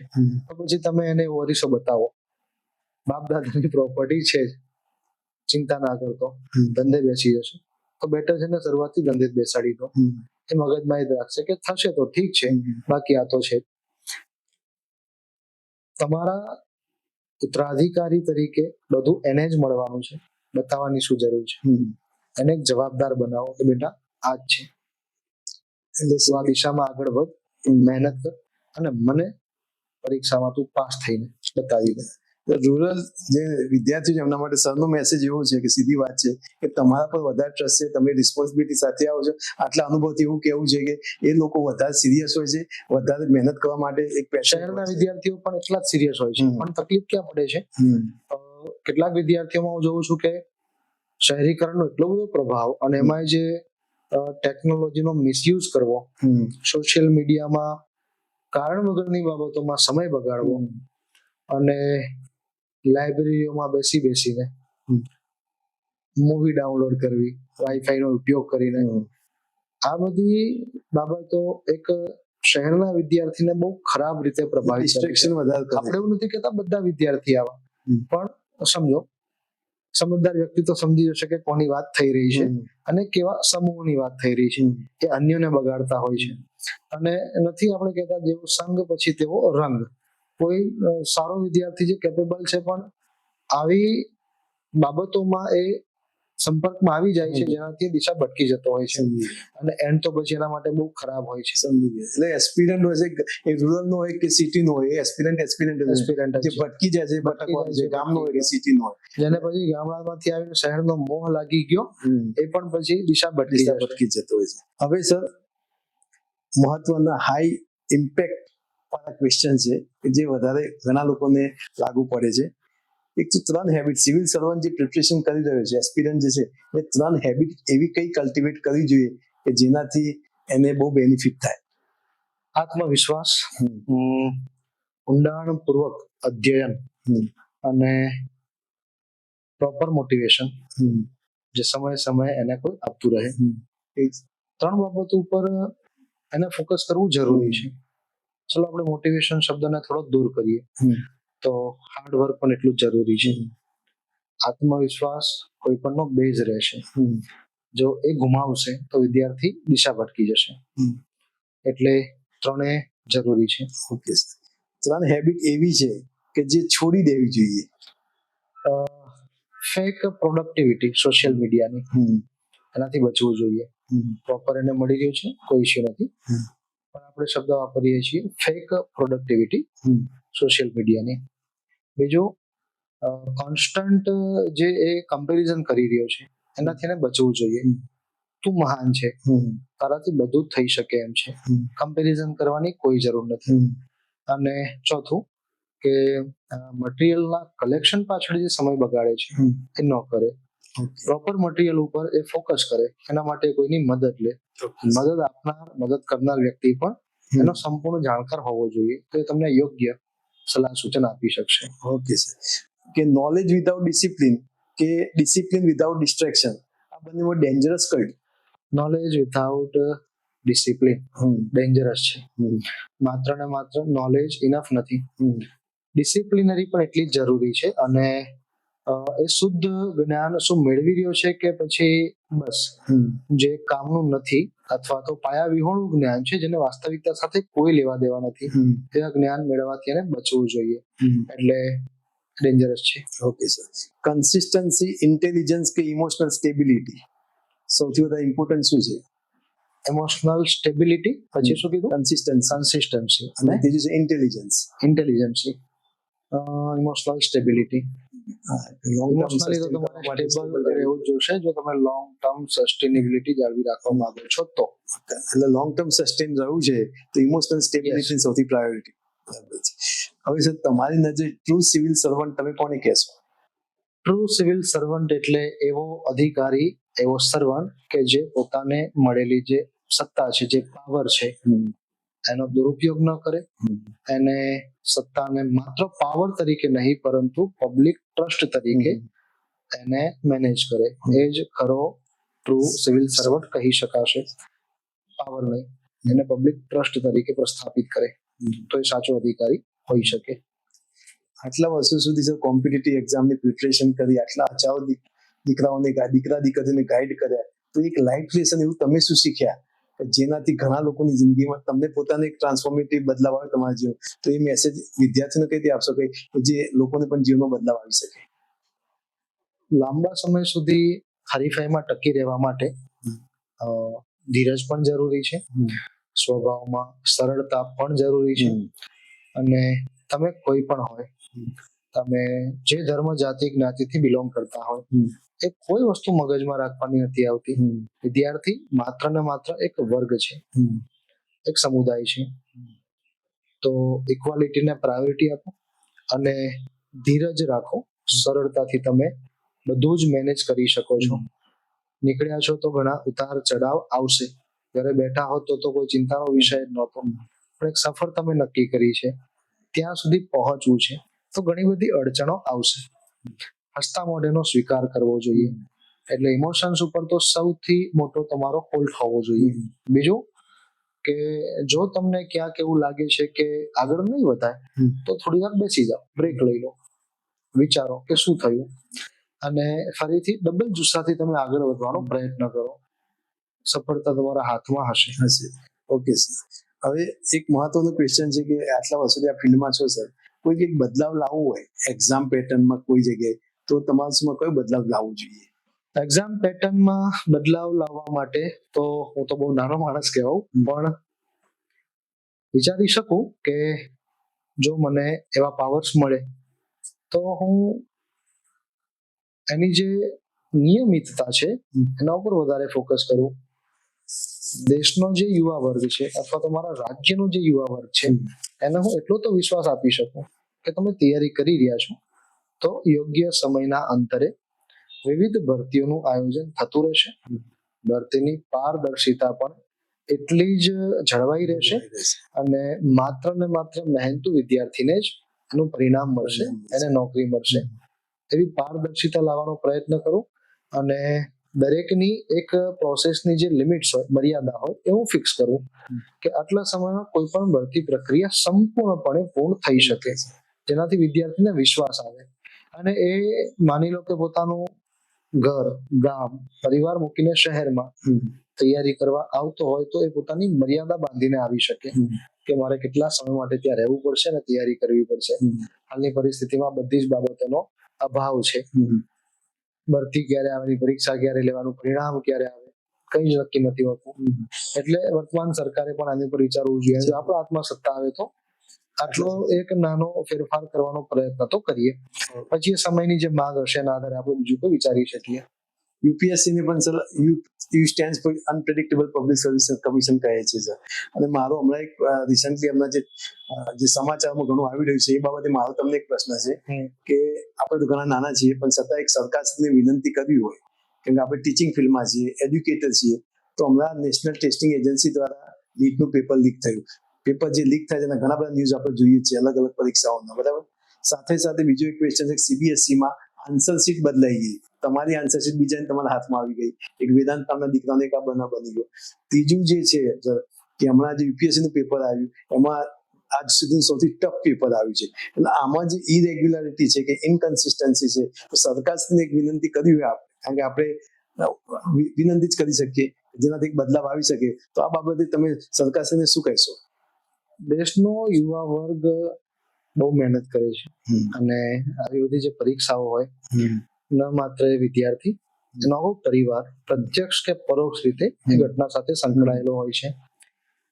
ક્યારેક આવી XYZ કારણ હોઈ શકે, પણ આવી પરિસ્થિતિઓ નિર્માણ પામે તો એનાથી ન માત્ર એ વિદ્યાર્થી, એના મા બાપ, એની સાથે સંકળાયેલા પ્રત્યક્ષ કે પરોક્ષ જેટલા પણ લોકો છે બધાને અસર થતી હોય છે. તો સરકારે પ્રયત્ન કરવો જોઈએ કે આવી બધી ઘટનાઓ ન ઘટે. બીજું, એક વિશ્વાસપાત્ર સિસ્ટમ વિકસાવવી પડે જેમાં સંપૂર્ણ પારદર્શિતા હોય. વિદ્યાર્થી તો તમારા ઉપર ભરોસો કરી શકે. વિદ્યાર્થીઓની જે વિચારધારા છે ને બહુ ઊંડી હોય છે. ઘણા એને હળવાશથી પણ લઈ શકતા હોય છે ને ઘણા બહુ ખરાબ રીતે એને ટ્રીટ કરતા હોય છે. કોઈ વિદ્યાર્થીને મન ઉપર લાગી આવે ને ત્યારે એ જીવનનું અંતિમ પગલું ભરતા પણ ખચકાતો નથી હોતો. હમણાં એવા ઘણા બનાવો આપણા ધ્યાનમાં આવ્યા. તો સરકારે પ્રયત્ન કરવો જોઈએ કે આ બધું ન થાય. એક પ્રોપર સિસ્ટમ તમે વિકસાવો અને જો કોઈ આ સિસ્ટમને બ્રેક કરવાનો પ્રયત્ન કરે છે એવી કડક કાયદાકીય જોગવાઈ કરો કે એ સજા જોઈને અન્ય પણ એવું કરતા વિચારે, તો જ પરિવર્તન આવી શકશે. 100%. એટલે કે એક સ્ટ્રિન્જન્ટ સિસ્ટમ બનાવો, એક વેલ કોમ્પેક્ટ સિસ્ટમ બનાવો જેનાથી કોઈ લીકેજીસ થાય ન થાય અને એક પારદર્શિતા આવે. અને સાથે સાથે એવું કરવાનો પ્રયત્ન કરે તો એને કડકમાં કડક સજા કરો, તો બીજું પણ કોઈ એવું કરતા વિચારતા રહે છે. એટલે કાયદાઓ કડક પણ એટલે સજા પણ કડક થવી જોઈએ અને સિસ્ટમને પણ વધારે પારદર્શી બનાવવી જોઈએ. આવું રેન્ડમલી થતું રહેશે. 100%. હવે સર લાસ્ટ રાઉન્ડ છે રેપિડ ફાયર રાઉન્ડ. આપણે એક જ શબ્દમાં જવાબ આપવાનો છે કે ઓફલાઈન ટીચિંગ કે online teaching? Hybrid teaching. Hybrid model. Excellent sir. Constitution કે ગવર્નન્સ? કોન્સ્ટિટ્યુશન. ડિસિપ્લિન કે motivation? Discipline. Favourite constitutional article? Article 32. કેમ? બંધારણનો આત્મા છે. આત્મા છે. ઓકે. એક સુપ્રીમ કોર્ટ જજમેન્ટ કે જે દરેક એસ્પિરન્ટ્સને જાણવું જ જોઈએ? Kesavananda Bharati versus state of Kerala. કારણ એનાથી જ ડોક્ટ્રિન ઓફ બેઝિક સ્ટ્રક્ચરનો ખ્યાલ આવ્યો, મૂળભૂત ઢાંચાનો સિદ્ધાંત. તો એનું એનાલિસિસ જરૂરી છે. અને છે તો આજે બંધારણ ટકી રહ્યું છે. ન્યાયતંત્રનું મહત્વ પણ સમજી શકાશે. Okay sir. હવે વન વર્ડ આન્સર માંગુ છું. કોન્સ્ટિટ્યુશન એક વર્ડમાં શું કહેશો સર? કોન્સ્ટિટ્યુશન માટે કોઈ એવો શબ્દ તો ડિગ્નિટી. ડિગ્નિટી. ફેલિયર? ફેલિયરને હું સફળતાના પર્યાયવાચી તરીકે જોઉં છું. સફળતાને? એને નિષ્ફળતાથી મેળવેલી શીખનું પરિણામ કહી શકું. સરસ. ઇન્ડિયાને? ઇન્ડિયા માટે એક શબ્દ? ઇન્ડિયા તો ઇન્ડિયા માટેનો બહુ સારો શબ્દ, પ્રાચીન શબ્દ બોલું તો અત્યારે હું એને આજે પણ સોને કી ચિડિયા માનું છું. અને દેશના નાગરિકો જે કરી શકે અન્ય દેશોના નાગરિકોની કમ્પેરિઝનમાં હું એને એટલે કે ઇન્ડિયાને સિવિલાઇઝેશન કહીશ. ઓકે. એસ્પિરન્ટ્સ માટે એક શબ્દ? એસ્પિરન્ટ્સ માટે શબ્દ છે તમે ઇમોશનલ જે સ્થિતિ છે તમારી એના પર કંટ્રોલ કરતા થઈ જાઓ તો તમે જગ જીતેલા છો. Emotional control. Okay sir. Last question છે.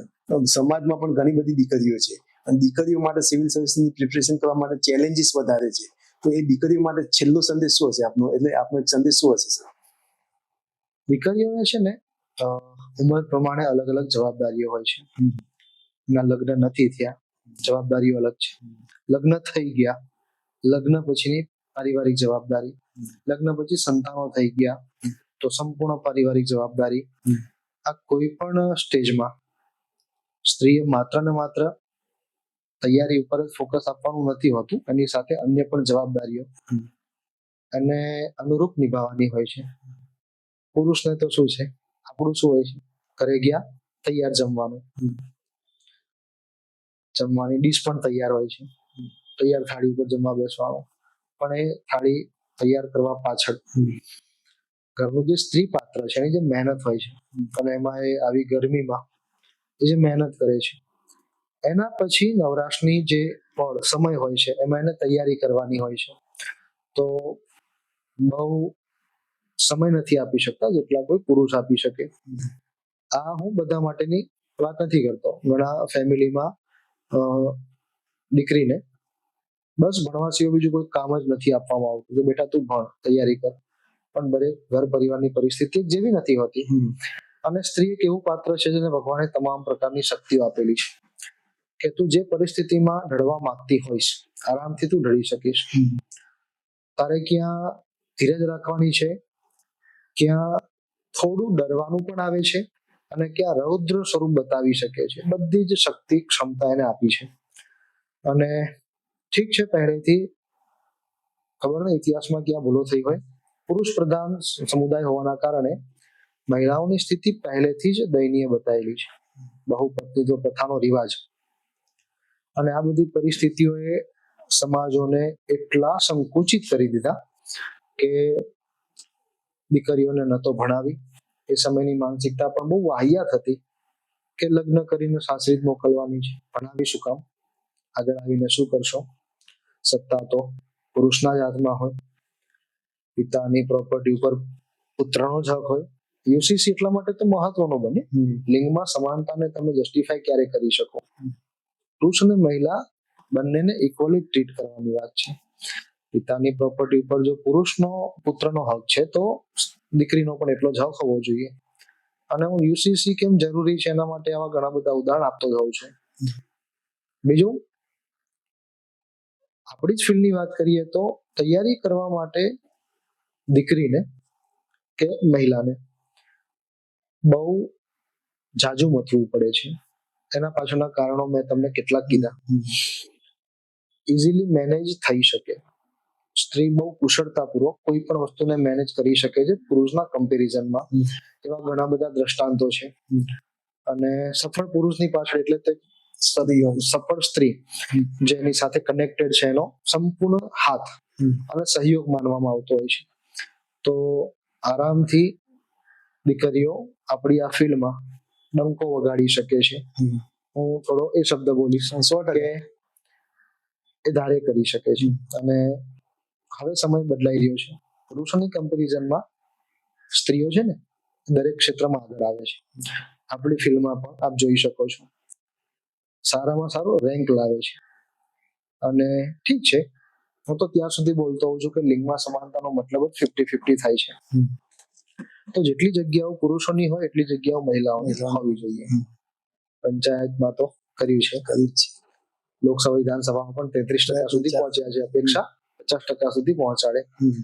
પુરુષ અને મહિલાને વ્યવહારુ રીતે ઇક્વલી ટ્રીટ કરવાની વાત છે. મહિલા ઘણી બધી બાબતોમાં પુરુષ કરતા આગળ છે, અને સમોવડી પણ નથી, એના કરતા આગળ છે. અને આ ક્ષેત્રમાં પણ ધીમે ધીમે મહિલાઓ મજબૂત પરિસ્થિતિમાં આવી રહી છે. બસ એમને થોડી હૂંફની જરૂર છે, સપોર્ટની જરૂર છે. જો મળી જાય તો કંઈ પણ કરી શકે છે અને કોઈ પણ ક્ષેત્રમાં પોતાનું શ્રેષ્ઠમાં શ્રેષ્ઠ આપી શકે છે. બસ તો મહેનત તો એ જ રીતની કરવાની છે, આરામથી થઈ જાય. નાસીપાસ થવાની કોઈ જરૂર નથી. ઠીક છે, પરિસ્થિતિ અલગ પ્રકારની હોઈ શકે, અન્યો કરતા પડકારો આપણા વધારે હોઈ શકે. તો નથી બોલતા અન્યો કરતા આપણું નસીબ થોડું ઓછું જોર કરતું હોવું જોઈએ, પણ એ બધું તમારું ભવિષ્ય નક્કી નથી કરવાનું. તમે જાતે જ મહેનતથી તમારું ભવિષ્ય બદલી શકો છો, આરામથી થઈ શકે. ઓકે, એસ્પિરન્ટ્સ ખાસ કરીને દીકરીઓ માટે મા બાપને સંદેશ છે સરનો કે દીકરી એ શક્તિનું સ્વરૂપ છે, એનામાં એબન્ડન્સ શક્તિ ભરેલી છે. જો એને સપોર્ટ આપવામાં આવે, સાથ આપવામાં આવશે તો એક્સ્ટ્રાઓર્ડિનરી પરિણામ લાવી શકશે. Definitely. Thank you very much sir. તો મિત્રો, આ હતા ઋતુરાજસિંહ રાણા સાહેબ, પોલિટીમાં એક્સપર્ટ.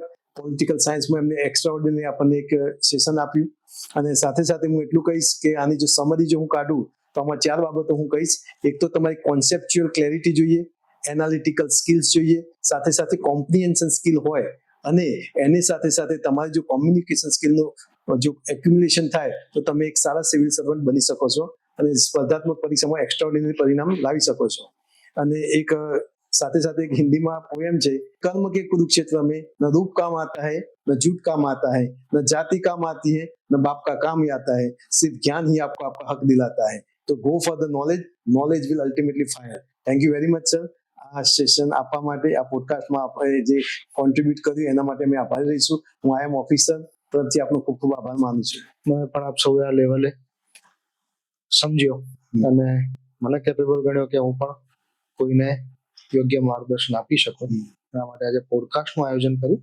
એના માટે હું સંસ્થાનો ખૂબ આભારી છું, વિશેષ રૂપથી આપનો. તો thank you very much. Yes, thank you sir. જય હિન્દ, વંદે માતરમ.